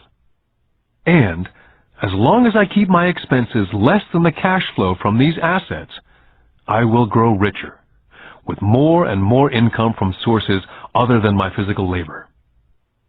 As this reinvestment continues, I am well on my way to being rich. The actual definition of rich is in the eye of the beholder. You can never be too rich. Just remember this simple observation. The rich buy assets, the poor only have expenses. The middle class buys liabilities they think are assets. So how do I start minding my own business? What's the answer? Listen to the founder of McDonald's. Lesson 3. Mind your own business. In 1974, Ray Kroc, the founder of McDonald's, was asked to speak at the MBA class at the University of Texas at Austin. A dear friend of mine, Keith Cunningham, was a student in that MBA class. After a powerful and inspiring talk, the class adjourned, and the students asked Ray if he would join them at their favorite hangout to have a few beers. Ray graciously accepted. "What business am I in?" Ray asked, once the group had all their beers in hand. Everyone laughed, said Keith. Most of the MBA students thought Ray was just fooling around. No one answered, so Ray asked the question again. "What business do you think I'm in?" The students laughed again. And finally, one brave soul yelled out, "Ray, who in the world does not know that you're in the hamburger business?" Ray chuckled. "That's what I thought you'd say." He paused, and then quickly said, "Ladies and gentlemen, I'm not in the hamburger business. My business is real estate." McDonald's today is the largest single owner of real estate in the world, owning even more than the Catholic Church. Today, McDonald's owns some of the most valuable intersections and street corners in America, as well as in other parts of the world. Keith said it was one of the most important lessons in his life. Today, Keith owns car washes, but his business is the real estate under those car washes. The previous chapter ended with a statement illustrating that most people work for everyone but themselves. They work first for the owners of the company, then for the government through taxes, and finally for the bank that owns their mortgage. As a young boy, we did not have a McDonald's nearby. Yet my rich dad was responsible for teaching Mike and me the same lesson that Ray Kroc talked about at the University of Texas. It is secret number 3 of the rich. The secret is, mind your own business. Financial struggle is often directly the result of people working all their life for someone else. Many people will have nothing at the end of their working days. Our current educational system focuses on preparing today's youth to get good jobs by developing scholastic skills. Their lives will revolve around their wages, or, as described earlier, their income column. And after developing scholastic skills, they go on to higher levels of schooling to enhance their professional abilities.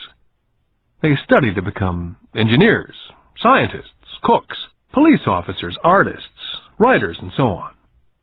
These professional skills allow them to enter the workforce and work for money. There's a big difference between your profession and your business. Often I ask people, "What's your business?" And they will say, "Oh, I'm a banker." Then I ask them if they own the bank. And they usually respond, "No, I work there." In that instance, they've confused their profession with their business. Their profession may be a banker, but they still need their own business. Ray Kroc was clear on the difference between his profession and his business. His profession was always the same. He was a salesman. At one time he sold mixers for milkshakes, and soon thereafter he was selling hamburger franchises. But while his profession was selling hamburger franchises, his business was the accumulation of income-producing real estate. To become financially secure, a person needs to mind their own business. Your business revolves around your asset column, as opposed to your income column.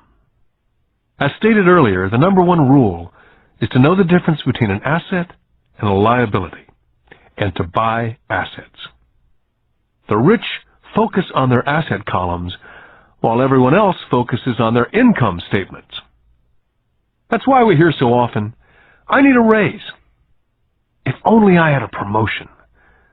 I'm going back to school to get more training so I can get a better job. I'm going to work overtime. Maybe I can get a second job. I'm quitting in 2 weeks. I found a job that pays more." In some circles, these are sensible ideas. Yet if you listen to Ray Kroc, you're still not minding your own business. These ideas all still focus on the income column, and will only help a person become more financially secure if the additional money is used to purchase income-generating assets. The primary reason the majority of the poor and middle class are fiscally conservative, which means I can't afford to take risks, is that they have no financial foundation. They have to cling to their jobs. They have to play it safe. When downsizing became the in thing to do, millions of workers found out that their largest so-called asset, their home, was eating them alive. Their asset, called a house, still cost them money every month. Their car, another asset, was eating them alive. The golf clubs in the garage that cost $1,000 were not worth $1,000 anymore. Without job security, they had nothing to fall back on. what they thought were assets could not help them survive in a time of financial crisis. So, many people have put themselves in deep financial trouble when they run short of income. To raise cash, they sell their assets. First, their personal assets can generally be sold for only a fraction of the value that's listed in their personal balance sheet. Or, if there's a gain on the sale of the assets, they're taxed on the gain. So again, the government takes its share of the gain, thus reducing the amount available to help them out of debt. That's why I say someone's net worth is often worth less than they think. Start minding your own business. Keep your daytime job, but start buying real assets, not liabilities or personal effects that have no real value once you get them home. A new car loses nearly 25% of the price you pay for it the moment you drive it off the lot. It's not a true asset, even if your banker lets you list it as one. My $400 new titanium driver was worth $150 the moment I teed off. For adults, keep your expenses low, reduce your liabilities, and diligently build a base of solid assets. For young people who've not yet left home, it's important for parents to teach them the difference between an asset and a liability. Get them to start building a solid asset column before they leave home, get married, buy a house, have kids, and get stuck in a risky financial position, clinging to a job and buying everything on credit. I see so many young couples who get married and trap themselves into a lifestyle that will not let them get out of debt for most of their working years. For most people, just as the last child leaves home, the parents realize they've not adequately prepared for retirement and they begin to scramble to put some money away. Then their own parents become ill and they find themselves with new responsibilities. So, what kind of assets am I suggesting that you or your children acquire? In my world, real assets fall into several different categories. First, businesses that do not require my presence. I own them, but they're managed or run by other people. If I have to work there, it's not a business. It becomes my job. Then come categories such as stocks, bonds, mutual funds, income-generating real estate, notes or IOUs, royalties from intellectual property such as music, scripts, patents, and finally anything else that has value, produces income, or appreciates and has a ready market. As a young boy, my educated dad encouraged me to find a safe job. My rich dad, on the other hand, encouraged me to begin acquiring assets that I loved. If you don't love it, you won't take care of it. I collect real estate simply because I love buildings and land. I love shopping for them. I could look at them all day long. When problems arise, the problems are not so bad that it changes my love for real estate. For people who hate real estate, they shouldn't buy it. I love stocks of small companies, especially startups. The reason is that I am an entrepreneur, not a corporate person. In my early years, I worked in large organizations such as Standard Oil of California, the U.S. Marine Corps, and Xerox Corporation. I enjoyed my time with those organizations and have fond memories, but I know deep down I'm not a company man. I like starting companies, not running them. So my stock buys are usually of small companies, and sometimes I even start the company and take it public. Fortunes are made in new stock issues, and I love the game. Many people are afraid of small-cap companies and call them risky, and they are. But risk is always diminished if you love what the investment is, understand it, and know the game. For years, even while I was with the Marine Corps and Xerox, I did what my rich dad recommended. I kept my daytime job, but I still minded my own business. I was active in my asset column. I traded real estate and small stocks. Rich Dad always stressed the importance of financial literacy. The better I was at understanding the accounting and cash management, the better I would be at analyzing investments and eventually starting and building my own company. I would not encourage anyone to start a company unless they really want to. Knowing what I know about running a company, I would not wish that task on anyone. There are times when people cannot find employment, where starting a company is a solution for them. The odds are against success. 9 out of 10 companies fail in 5 years. Of those that survive the first 5 years, 9 out of every 10 of those eventually fail as well. So only if you really have the desire to own your own company do I recommend it. Otherwise, keep your daytime job and mind your own business. When I say mind your own business, I mean to build and keep your asset column strong. Once a dollar goes into it, never let it come out. Think of it this way. Once a dollar goes into your asset column, it becomes your employee. The best thing about money is that it works 24 hours a day and can work for generations. Keep your daytime job, be a great hard-working employee, but keep building that asset column. As your cash flow grows, you can buy some luxuries. An important distinction is that rich people buy luxuries last, while the poor and middle class tend to buy luxuries first. The poor and middle class often buy luxury items such as big houses, diamonds, furs, jewelry, or boats because they want to look rich. They look rich, but in reality they just get deeper in debt on credit. The old money people, the long-term rich, built their asset column first. Then the income generated from the asset column bought their luxuries. The poor and middle class buy luxuries with their own sweat, blood, and children's inheritance. A true luxury is a reward for investing in and developing a real asset. For example, when my wife and I had extra money coming from our apartment houses, she went out and bought her Mercedes. It didn't take any extra work or risk on her part because the apartment house bought the car. She did, however, have to wait for it for 4 years while the real estate investment portfolio grew and finally began throwing off enough extra cash flow to pay for the car.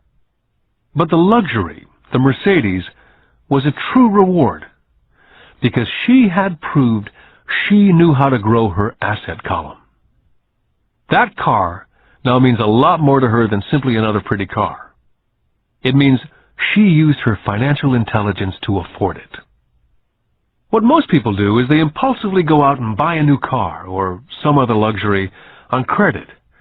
They may feel bored and just want a new toy. Buying a luxury on credit often causes a person to sooner or later actually resent that luxury because the debt on the luxury becomes a financial burden. After you've taken the time and invested in and built your own business, you're now ready to add the magic touch, the biggest secret of the rich. The secret that puts the rich way ahead of the pack. The reward at the end of the road for diligently taking the time to mind your own business.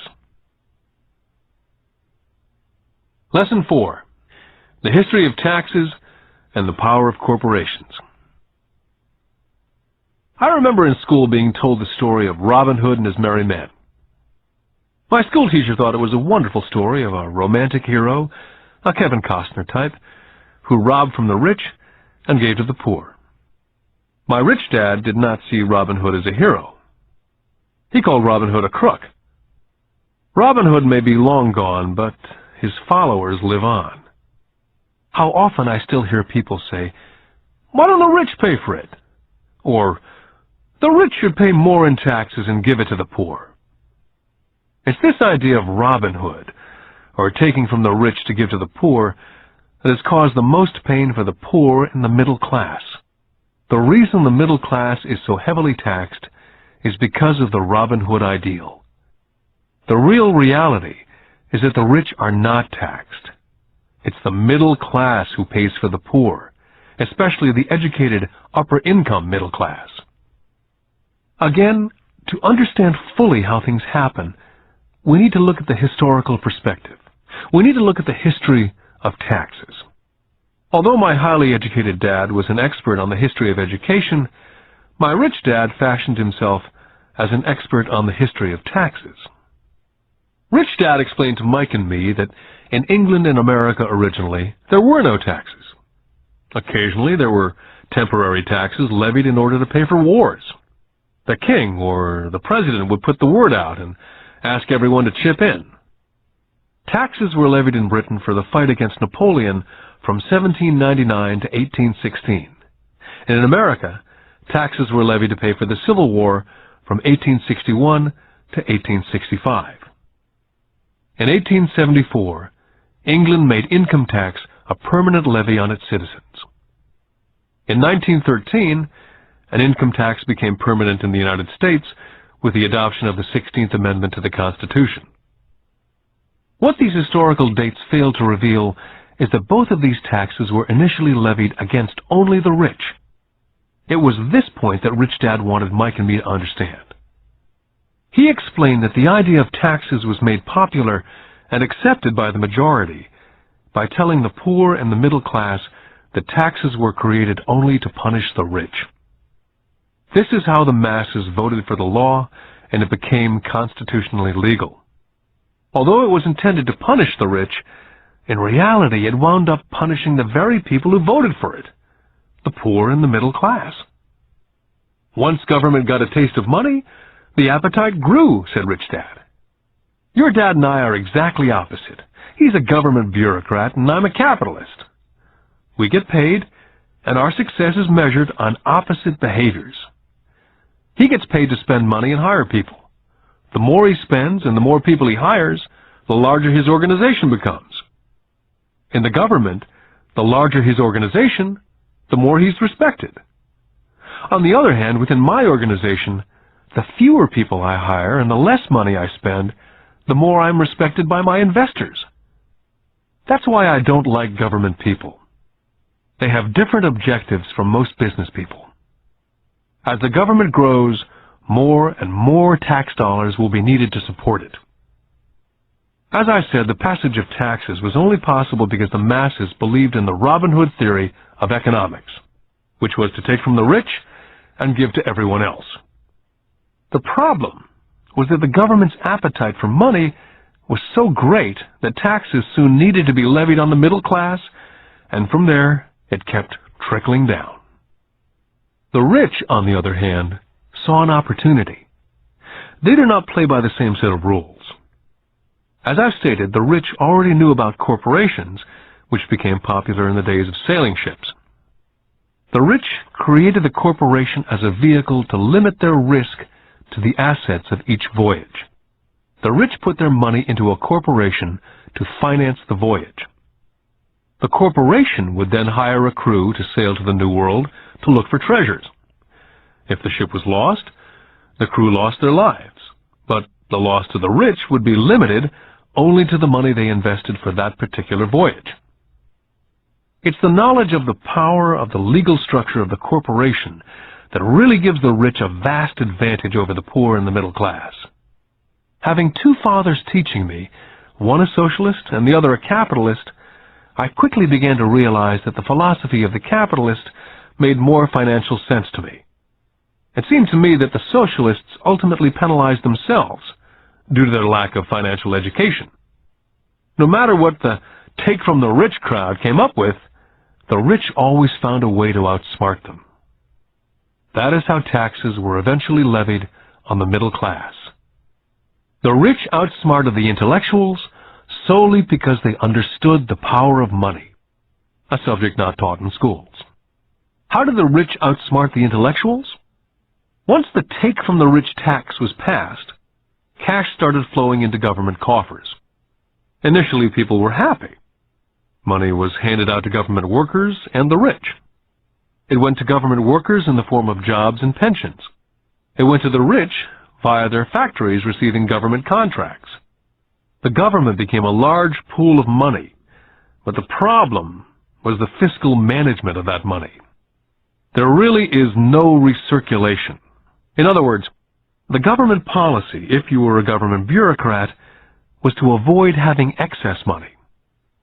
If you failed to spend your allotted funding, you risked losing it in the next budget. You'd certainly not be recognized for being efficient. Business people, on the other hand, are rewarded for having excess money and are recognized for their efficiency. As this cycle of growing government spending continued, the demand for money increased, and the tax the rich idea was now being adjusted to include lower income levels, down to the very people who voted it in, the poor and the middle class. True capitalists used their financial knowledge to simply find a way to escape. They headed back to the protection of a corporation. A corporation protects the rich. But what many people who've never formed a corporation do not know is that a corporation is not really a thing. A corporation is merely a file folder with some legal documents in it, sitting in some attorney's office registered with a state government agency. It's not a big building with the name of the corporation on it. It's not a factory or a group of people. A corporation is merely a legal document that creates a legal body without a soul. The wealth of the rich was once again protected. Once again, the use of corporations became popular once the permanent income laws were passed, because the income tax rate of the corporation was less than the individual income tax rates. In addition, as I said earlier, certain expenses could be paid with pre-tax dollars within the corporation. This war between the haves and the have-nots has been going on for hundreds of years. It's the take from the rich crowd versus the rich. The battle is waged whenever and wherever laws are made. The battle will go on forever. The problem is, the people who lose are the uninformed, the ones who get up every day and diligently go to work and pay taxes. If they only understood the way the rich play the game, they could play it too. Then they would be on their way to their own financial independence. This is why I cringe every time I hear a parent advise their children to go to school so they can find a safe, secure job. An employee with a safe, secure job without financial aptitude has no escape. Average Americans today work 5 to 6 months for the government before they make enough to cover their taxes. In my opinion, that is a long time. The harder you work, the more you pay the government. That's why I believe that the idea of take from the rich backfired on the very people who voted it in. Every time people try to punish the rich don't simply comply, they react. They have the money, power, and intent to change things. They do not just sit there and voluntarily pay more taxes. They search for ways to minimize their tax burden. They hire smart attorneys and accountants and persuade politicians to change laws or create legal loopholes. They have the resources to effect change. The poor and the middle class do not have the same resources. They sit there and let the government's needles enter their arm and allow the blood donation to begin. Today, I'm constantly shocked at the number of people who pay more taxes or take fewer deductions simply because they are afraid of the government. And I do know how frightening and intimidating a government tax agent can be. I have had friends who have had their businesses shut down and destroyed only to find out it was a mistake on the part of the government. I realize all that. But the price of working from January to mid-May is a high price to pay for that intimidation. My poor dad never fought back. My rich dad didn't either. He just played the game smarter, and he did it through corporations, the biggest secret of the rich. My highly educated dad always encouraged me to seek a good job with a strong corporation. He spoke of the virtues of working your way up the corporate ladder. He didn't understand that by relying solely on a paycheck from a corporate employer, I would be a docile cow ready for milking. When I told my rich dad of my father's advice, he only chuckled. "Why not own the ladder?" was all he said. As a young boy, I didn't understand what Rich Dad meant by owning my own corporation. It was an idea that seemed impossible and intimidating. Although I was excited by the idea, my youth would not let me envision the possibility that grown-ups would someday work for a company I would own. The point is, if not for my rich dad, I would have probably followed my educated dad's advice. It was merely the occasional reminder of my rich dad that kept the idea of owning my own corporation alive and kept me on a different path. By the time I was 15 or 16, I knew I was not going to continue down the path my educated dad was recommending. I did not know how I was going to do it, but I was determined not to head in the direction most of my classmates were heading. That decision changed my life. It was not until I was in my mid-20s that my rich dad's advice began to make more sense. I was just out of the Marine Corps and working for Xerox. I was making a lot of money, but every time I looked at my paycheck, I was always disappointed. The deductions were so large, and the more I worked, the greater the deductions. As I became more successful, my bosses talked about promotions and raises. It was flattering, but I could hear my rich dad asking me in my ear, "Who are you working for? Who are you making rich?" In 1974, while still an employee for Xerox, I formed my first corporation and began minding my own business. There were already a few assets in my asset column, but now I was determined to focus on making it bigger. Those paychecks with all the deductions made all the years of my rich dad's advice make total sense. I could see the future if I followed my educated dad's advice. Many employers feel that advising their workers to mind their own business is bad for business. I'm sure it can be for certain individuals, but for me, focusing on my own business, developing assets, made me a better employee. I now had a purpose. I came in early and worked diligently, amassing as much money as possible so I could begin investing in real estate. Hawaii was just set to boom, and there were fortunes to be made. The more I realized we were in the beginning stages of a boom, the more Xerox machines I sold. The more I sold, the more money I made, and of course, the more deductions there were from my paycheck. It was inspiring. I wanted out of the trap of being an employee so badly that I worked harder, not less. By 1978, I was consistently one of the top 5 salespeople in sales, often number 1. I badly wanted out of the rat race. In less than 3 years, I was making more in my own little corporation, which was a real estate holding company, than I was making at Xerox. And the money I was making in my asset column in my own corporation was money working for me, not me pounding on doors selling copiers. My rich dad's advice made much more sense.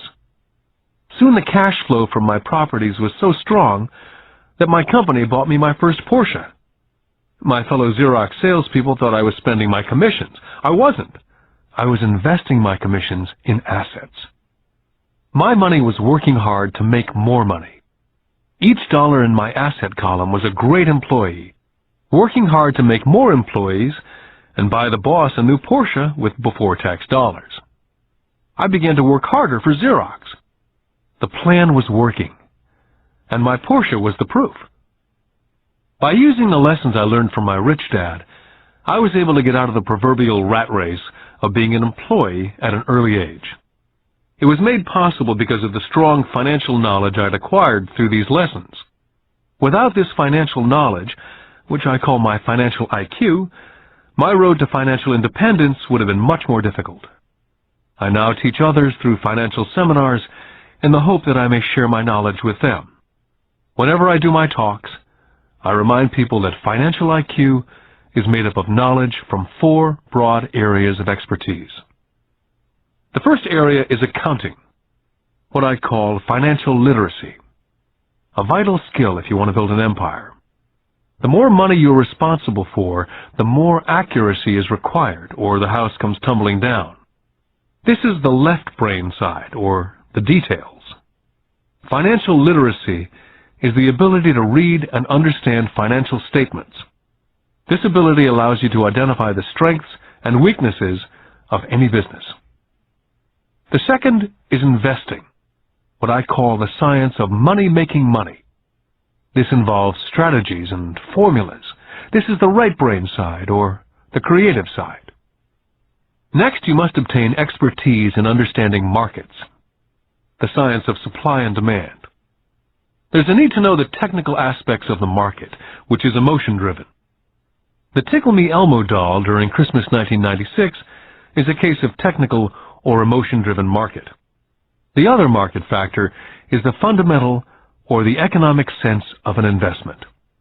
Does an investment make sense, or does it not make sense based on the current market conditions? Finally, you must understand the law. For instance, utilizing a corporation wrapped around the technical skills of accounting, investing, and markets can aid explosive growth. An individual with the knowledge of the tax advantages and protection provided by a corporation can get rich so much faster than someone who's an employee or a small business sole proprietor. It's like the difference between someone walking and someone flying. The difference is profound when it comes to long-term wealth. A corporation can do so many things that an individual cannot, like pay for expenses before it pays taxes. That is a whole area of expertise that is so exciting, but not necessary to get into unless you have sizable assets or a business. Employees earn and get taxed, and they try to live on what's left. A corporation earns, spends everything it can, and is taxed on anything that's left. It's one of the biggest legal tax loopholes that the rich use. They're easy to set up and are not expensive if you own investments that are producing good cash flow. For example, by owning your own corporation, car payments, insurance, repairs are company expenses. Most restaurant meals are partial expenses, and on and on. All are paid for legally with pre-tax dollars. Lesson 5. The Rich Invent Money. I've been teaching professionally since 1984. It's been a great experience and rewarding.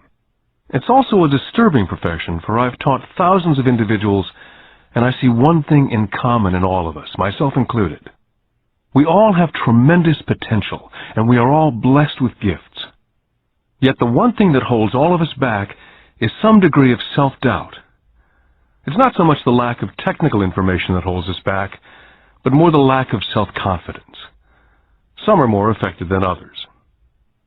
Once we leave school, most of us know that it's not as much a matter of college degrees or good grades that count. In the real world, outside of academics, something more than just grades is required.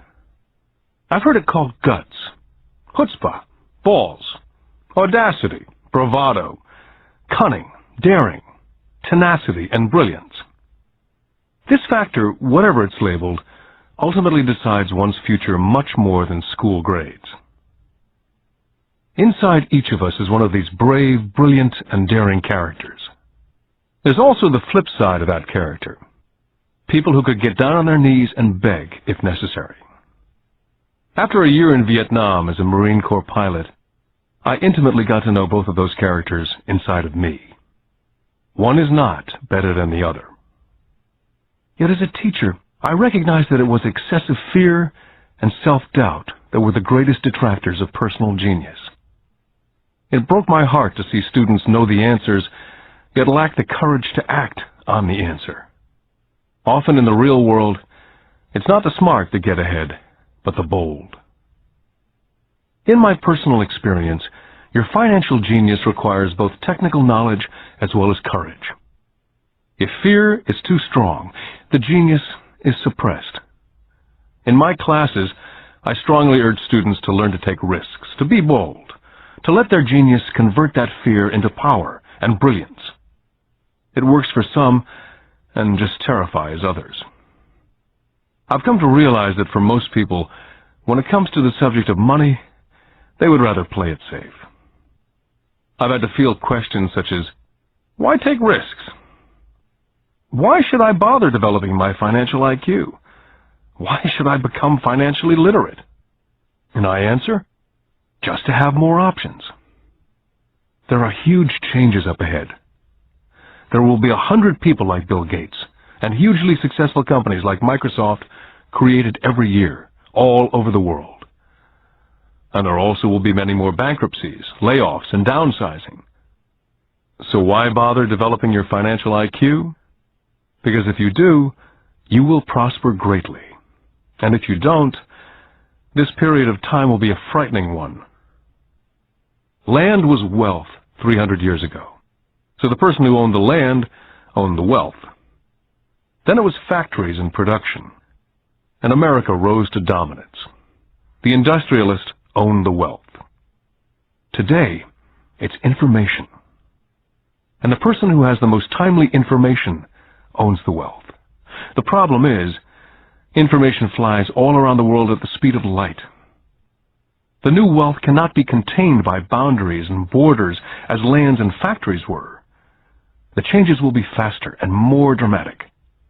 There will be a dramatic increase in the number of new multimillionaires. There also will be those who are left behind. Today I find so many people struggling, often working harder, simply because they cling to old ideas. They want things to be the way they were. They resist change. I know people who are losing their jobs or their houses, and they blame technology or the economy or their boss. Sadly, they fail to realize that they might be the problem. Old ideas are their biggest liability. It's a liability simply because they fail to realize that while that idea or way of doing something was an asset yesterday, yesterday is gone. One afternoon I was teaching investing using a game I'd invented, cash flow, as a teaching tool. A friend had brought someone along to attend the class. This friend of a friend was recently divorced, had been badly burned in the divorce settlement, and was now searching for some answers. Her friend thought the class might help. The game was designed to help people learn how money works. In playing the game, they learn about the interaction of the income statement with the balance sheet. They learn how cash flows between the two, and how the road to wealth is through striving to increase your monthly cash flow from the asset column to the point that it exceeds your monthly expenses. Once you accomplish this, you're able to get out of the rat race and onto the fast track. As I've said, some people hate the game, some love it, and others miss the point. This woman missed a valuable opportunity to learn something. In the opening round, she drew a doodad card with the boat on it. At first she was happy. "Oh, I've got the boat!" Then, as her friend tried to explain how the numbers worked on her income statement and balance sheet, she got frustrated because she had never liked math. The rest of her table waited while her friend continued explaining the relationship between the income statement, balance sheet, and monthly cash flow. Suddenly, when she realized how the numbers worked, it dawned on her that her boat was eating her alive. Later on in the game, she was also downsized and had a child. It was a horrible game for her. After the class, her friend came by and told me that she was upset. She'd come to the class to learn about investing and did not like the idea that it took so long to play a silly game. Her friend attempted to tell her to look within herself, to see if them reflected on herself in any way. With that suggestion, the woman demanded her money back. She said that the very idea that a game could be a reflection of her was ridiculous. Her money was promptly refunded, and she left. Since 1984, I have made millions simply by doing what the school system does not. In school, most teachers lecture. I hated lectures as a student. I was soon bored, and my mind would drift. In 1984, I began teaching via games and simulations. I always encouraged adult students to look at games as reflecting back to what they know and what they needed to learn. Most importantly, a game reflects back on one's behavior. It's an instant feedback system. Instead of the teacher lecturing you, the game is feeding back a personalized lecture, custom-made just for you. The friend of the woman who left later called to give me an update. She said her friend was fine and had calmed down. In her cooling-off period, she could see some relationships between the game and her life. Just like a board game, the world is always providing us with instant feedback. We could learn a lot if we tuned in more. One day, not long ago, I complained to my wife that the cleaners must have shrunk my pants. My wife gently smiled and poked me in the stomach to inform me that the pants had not shrunk. Something else had expanded. Me. The game Cash Flow was designed to give every player personal feedback.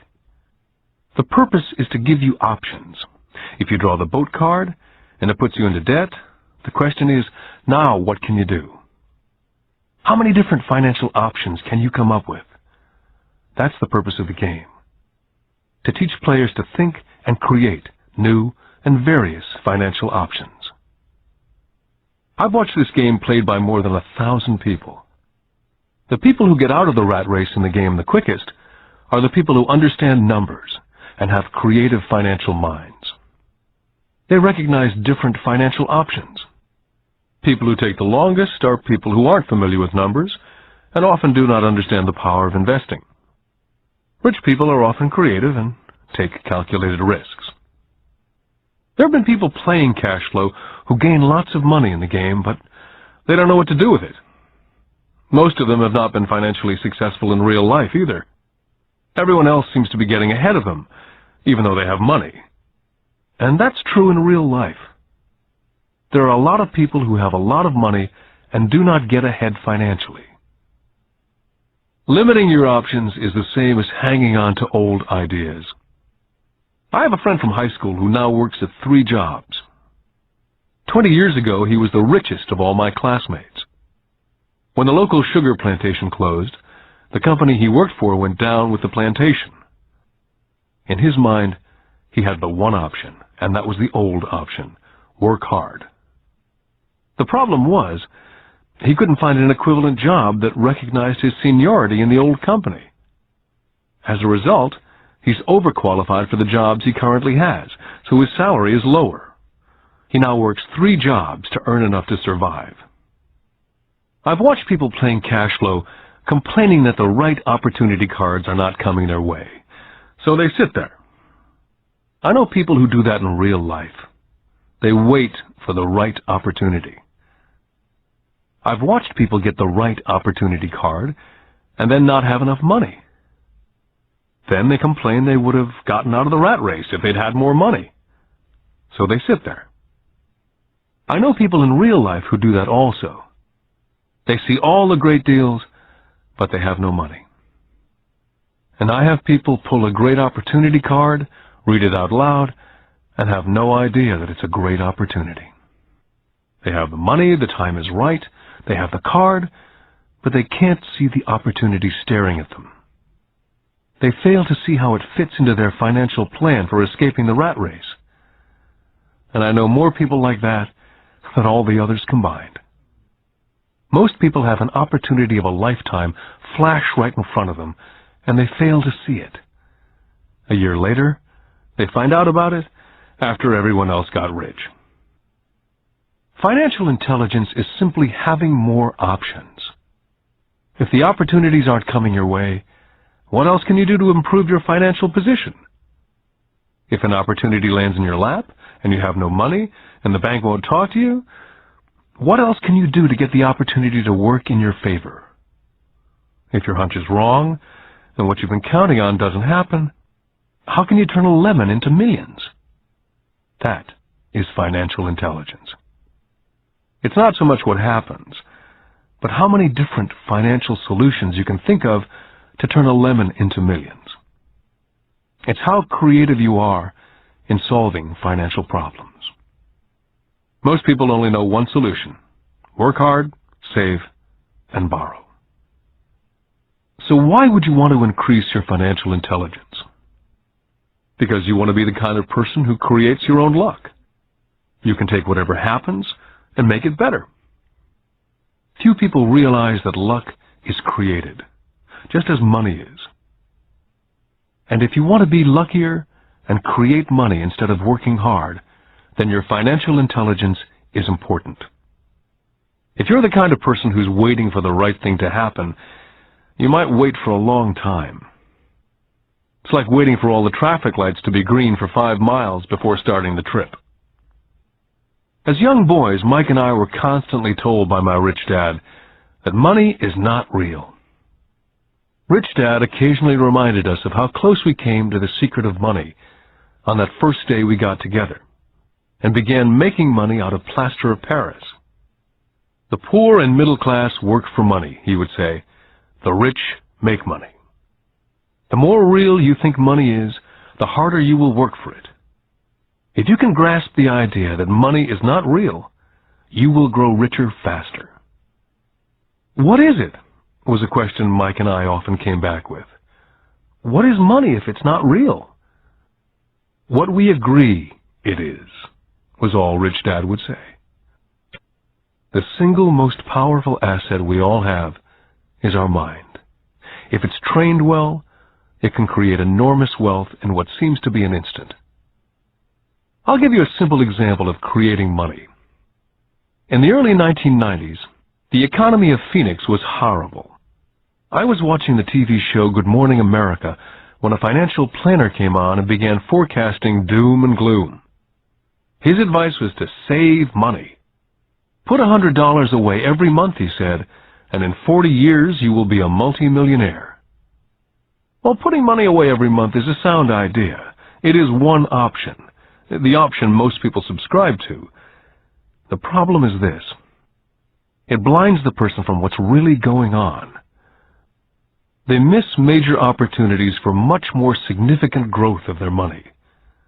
The world is passing them by. As I said, the economy was terrible at that time. For investors, this is the perfect market condition. A chunk of my money was in the stock market and in apartment houses. I was short of cash. Because everyone was giving stuff away, I was buying. I was not saving money, I was investing. My wife and I had more than $1 million in cash working in a market that was rising fast. It was the best opportunity to invest. The economy was terrible. I just could not pass up these small deals. Houses that were once $100,000 were now $75,000. But instead of shopping at the local real estate office, I began shopping at the bankruptcy attorney's office or the courthouse steps. In these shopping places, a $75,000 house could sometimes be bought for $20,000 or less. For $2,000, which was loaned to me from a friend for 90 days for $200, I gave an attorney a cashier's check as a down payment. While the acquisition was being processed, I ran an ad in the paper advertising a $75,000 house for only $60,000 and no money down. The phone rang hard and heavy. Prospective buyers were screened, and once the property was legally mine, all the prospective buyers were allowed to look at the house. It was a feeding frenzy. The house sold in a few minutes. I asked for a $2,500 processing fee, which they gladly handed over, and the escrow and title company took over from there. I returned the $2,000 to my friend with an additional $200. He was happy, the home buyer was happy, the attorney was happy, and I was happy. I'd sold a house for $60,000 that cost me $20,000. The $40,000 was created from money in my asset column in the form of a promissory note from the buyer. Total working time, 5 hours. During this depressed market, my wife and I were able to do 6 of these simple transactions in our spare time. While the bulk of our money was in larger properties in the stock market, we were able to create more than $190,000 in assets, notes at 10% interest, in those 6 buy, create, and sell transactions. That comes to approximately $19,000 a year income, much of it sheltered through our private corporation. Much of that $19,000 a year goes to pay for our company cars, gas, trips, insurance, dinners with clients, and other things. By the time the government gets a chance to tax that income, it's been spent on legally allowed pre-tax expenses. This was a simple example of how money is invented, created, and protected using financial intelligence. Ask yourself how long it would take to save $190,000. Would the bank pay you 10% interest on your money? And the note is good for 30 years. I hope they never pay me the $190,000. I have to pay a tax if they pay me the principal. And besides, $19,000 paid over 30 years is a little over $500,000 in income. The math is simple. You don't need algebra or calculus. I don't write much because the escrow company handles the legal transaction and the servicing of the payments. I have no roofs to fix or toilets to unplug because the owners do that. It's their house. Occasionally someone does not pay, and that's wonderful because there are late fees, or they move out and the property is sold again. The court system handles that. And it may not work in your area. The market conditions may be different, but the example illustrates how a simple financial process can create hundreds of thousands of dollars with little money and low risk. It's an example of money being only an agreement. Anyone with a high school education can do it. Yet most people won't. Most people listen to the standard advice of work hard and save money. For about 30 hours of work, approximately $190,000 was created in the asset column, and no taxes were paid. Now you may understand why I silently shake my head when I hear parents say, "My child is doing well in school and receiving a good education." It may be good, but is it adequate? I know the above investment strategy is a small one. It's used to illustrate how small can grow into big. My success reflects the importance of a strong financial foundation, which starts with strong financial education. Financial intelligence is made up of these 4 main technical skills. Number 1, financial literacy, the ability to read numbers. Number 2, investment strategies, the science of making money. Number 3, the market, supply and demand. Alexander Graham Bell gave the market what it wanted, and AT&T was born. So did Bill Gates. A $75,000 house offered for $60,000 that cost $20,000 was also the result of seizing an opportunity created by the market. Somebody was buying and someone was selling. Number 4, the law. The awareness of accounting, corporate, state, and national rules and regulations. I recommend playing within the rules. It's this basic foundation, or the combination of these skills, that's needed to be successful in the pursuit of wealth.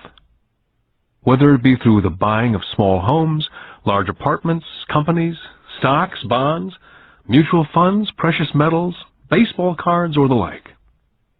Personally, I use 2 main vehicles to achieve financial growth: real estate and small stocks. I use real estate as my foundation. Day in and day out, my properties provide cash flow and occasional spurts of growth in value. The small cap stocks are used for fast growth. I do not recommend anything that I do. The examples are just that, examples. If the opportunity is too complex, and I do not understand the investment, I don't do it. Simple math and common sense is all that's needed to do well financially.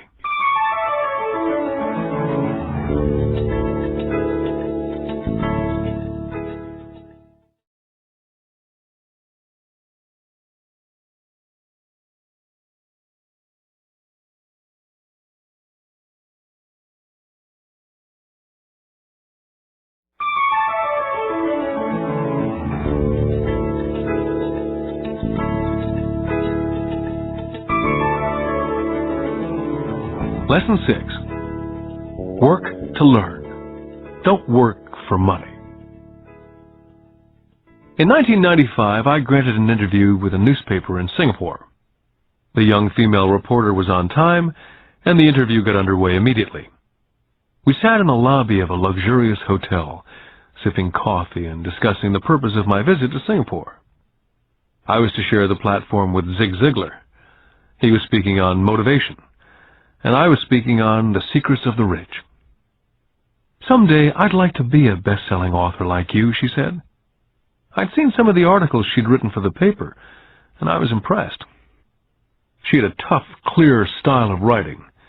Her articles held a reader's interest. "You have a great style," I said in reply. "What holds you back from achieving your dream?" "My work doesn't seem to go anywhere," she said quietly. "Everyone says that my novels are excellent, but nothing happens. So I keep my job with the paper. At least it pays the bills." "Do you have any suggestions?" "Yes, I do," I said brightly. "A friend of mine here in Singapore runs a school that trains people to sell. He runs sales training courses for many of the top corporations here in Singapore. And I think attending one of his courses would greatly enhance your career." She stiffened. "Are you saying that I should go to school to learn to sell?" I nodded. "I have a master's degree in English literature. Why would I go to school to learn to be a salesperson? I'm a professional. She was now packing her briefcase forcibly. The interview was over. On the coffee table sat a copy of my first book. I picked it up as well as the notes that she jotted down on her legal pad. "Do you see this?" I said, pointing to her notes. She looked down at her notes. "What?" she said, confused. Again, I pointed deliberately to her notes. On her pad, she'd written, "Robert Kiyosaki, best-selling author." It says best-selling author, not best-writing author. Her eyes widened immediately. "I'm a terrible writer. You're a great writer. I went to sales school. You have a master's degree. Put them together and you get a best-selling author and a best-writing author." Anger flared from her eyes. "I'll never stoop so low as to learn how to sell. People like you have no business writing. I'm a professionally trained writer, and you're a salesman. It's not fair." The rest of her notes were put away, and she hurried out through the large glass doors into the humid Singapore morning. At least she gave me a fair and favorable write-up the next morning. The world is filled with smart, talented, educated, and gifted people. We meet them every day. They're all around us. I'm constantly shocked at how little talented people earn. I heard the other day that less than 5% of Americans earn more than $100,000 a year. I've met brilliant, highly educated people who earn less than $20,000 a year. A business consultant who specializes in the medical trade was telling me how many doctors, dentists, and chiropractors struggle financially. All this time, I thought that when they graduated, the dollars would pour in. It was this business consultant who gave me the phrase, "They are one skill away from great wealth." What this phrase means is that most people need only to learn and master one more skill, and their income would jump exponentially. I have mentioned before that financial intelligence is a synergy of accounting, investing, marketing, and law. Combine these 4 technical skills, and making money with money is easier. When it comes to money, the only skill most people know is to work hard. The classic example of a synergy of skills was that young writer for the newspaper. If she diligently learned the skills of sales and marketing, her income would jump dramatically. If I were her, I would take some courses in advertising copywriting as well as sales. Then instead of working at the newspaper, I would seek a job at an advertising agency. Even if it were a cut in pay, she'd learn how to communicate in shortcuts that are used in successful advertising. She also would spend time learning public relations, an important skill. She would learn how to get millions in free publicity. Then at night and on weekends, she could be writing her great novel. When it was finished, she'd be better able to sell her book. Then in a short while, she could be a best-selling author. When I graduated from the U.S. Merchant Marine Academy in 1969, my educated dad was happy. Standard Oil of California had hired me for its oil tanker fleet. I was a third mate, and the pay was low compared with my classmates, but it was okay for a first real job after college. My starting pay was about $42,000 a year, including overtime, and I only had to work for 7 months. I had 5 months of vacation. If I'd wanted to, I could have taken the run to Vietnam with a subsidiary shipping company and easily doubled my pay instead of taking the 5 months vacation. I had a great career ahead of me, yet I resigned after 6 months with the company and joined the Marine Corps to learn how to fly. My educated dad was devastated. Rich Dad congratulated me. In school and in the workplace, the popular opinion is the idea of specialization. That is, in order to make more money or get promoted, you need to specialize. That is why medical doctors immediately begin to seek a specialty, such as orthopedics or pediatrics. The same is true for accountants, architects, lawyers, pilots, and others. My educated dad believed in the same dogma, That's why he was thrilled when he eventually achieved his doctorate.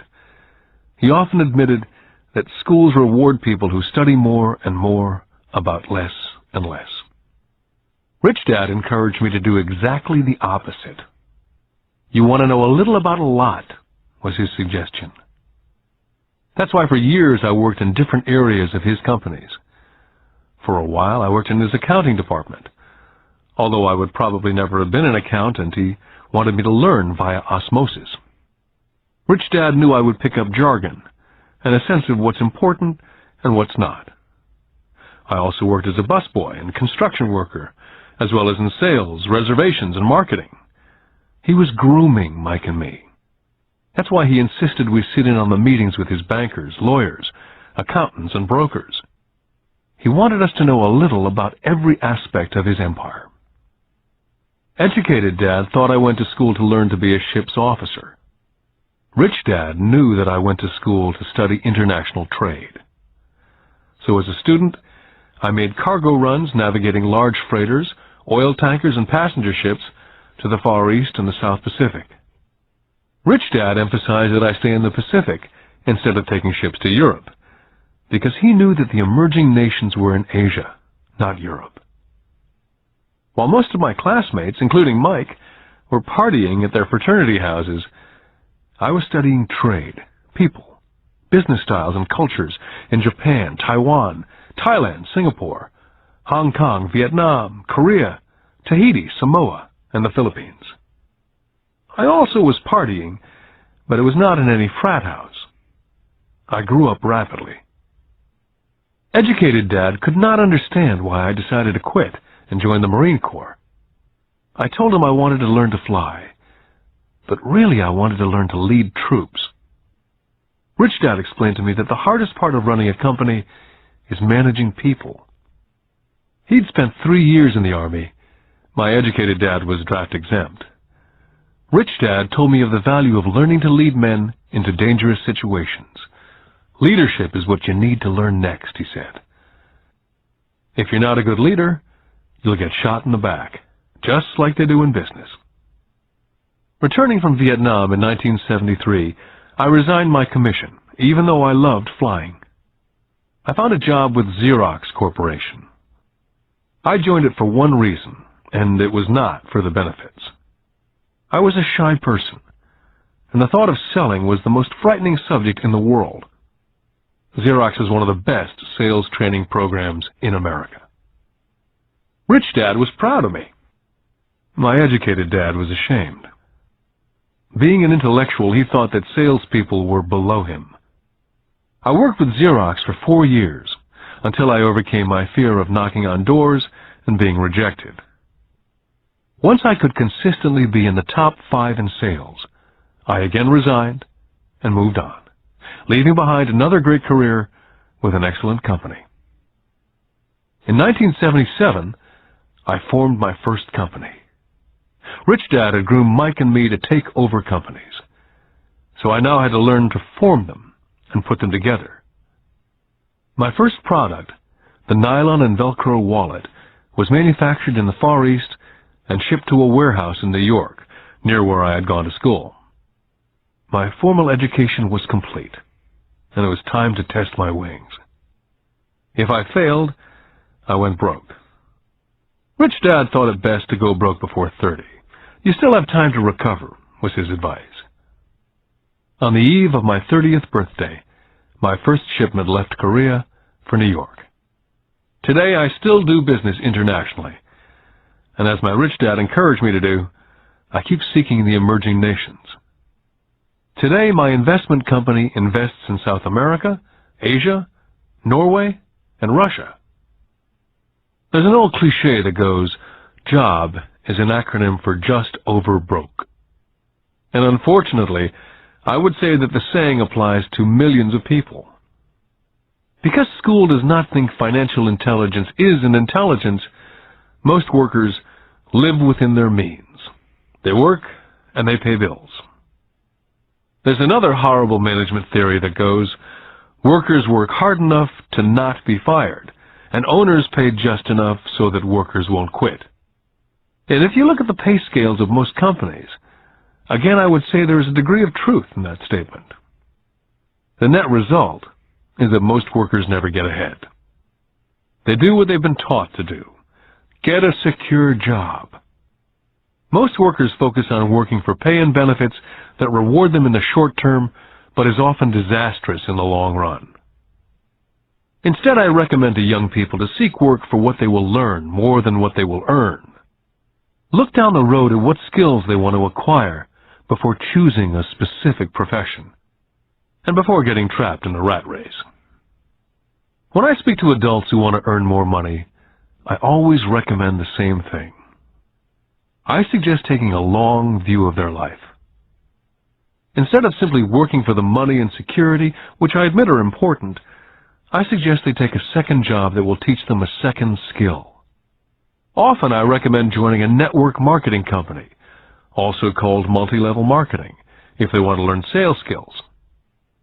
Some of these companies have excellent training programs that help people get over their fear of failure and rejection, which are the main reasons people are unsuccessful. Education is more valuable than money in the long run. When I ask the classes I teach, how many of you can cook a better hamburger than McDonald's? Almost all of the students raise their hands. I then ask, so if most of you can cook a better hamburger, how come McDonald's makes more money than you? The answer is obvious. McDonald's is excellent at business systems. The reason so many talented people are poor is because they focus on building a better hamburger and know little to nothing about business systems. A friend of mine in Hawaii is a great artist. He makes a sizable amount of money. One day his mother's attorney called to tell him that she had left him $35,000. That is what was left of her estate after the attorney and the government took their shares. Immediately he saw an opportunity to increase his business by using some of this money to advertise.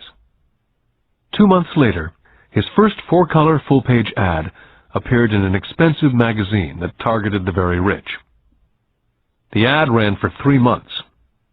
He received no replies from the ad, and all of his inheritance is now gone.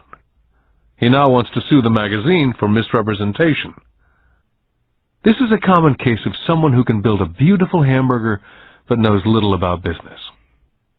When I asked him what he'd learned, his only reply was that advertising salespeople are crooks.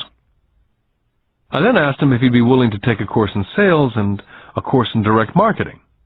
His reply, I don't have the time, and I don't want to waste my money. The world is filled with talented poor people. All too often they're poor or struggle financially or earn less than they're capable of, not because of what they know, but because of what they do not know. They focus on perfecting their skills at building a better hamburger rather than the skills of selling and delivering the hamburger. Maybe McDonald's does not make the best hamburger, but they are the best at selling and delivering a basic average burger. Poor Dad wanted me to specialize. That was his view on how to be paid more. Rich Dad advised that Mike and I groom ourselves. Many corporations do the same thing. They find a young, bright student out of business school and begin grooming that person to someday take over the company. So these bright young employees do not specialize in one department. They're moved from department to department to learn all the aspects of business systems. The rich often groom their children or the children of others. By doing so, their children gain an overall knowledge of the operations of the business and how the various departments interrelate. For the World War II generation, it was considered bad to skip from company to company. Today, it's considered smart. Since people will skip from company to company rather than seek greater specialization, why not seek to learn more than earn? In the short term, it may earn you less. In the long term, it will pay off in large dividends.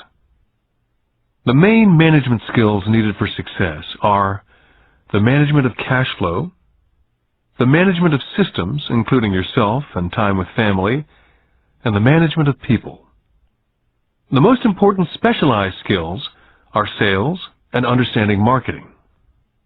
It's the ability to sell Therefore, to communicate to another human being, be it a customer, employee, boss, spouse, or child, that is the base skill of personal success.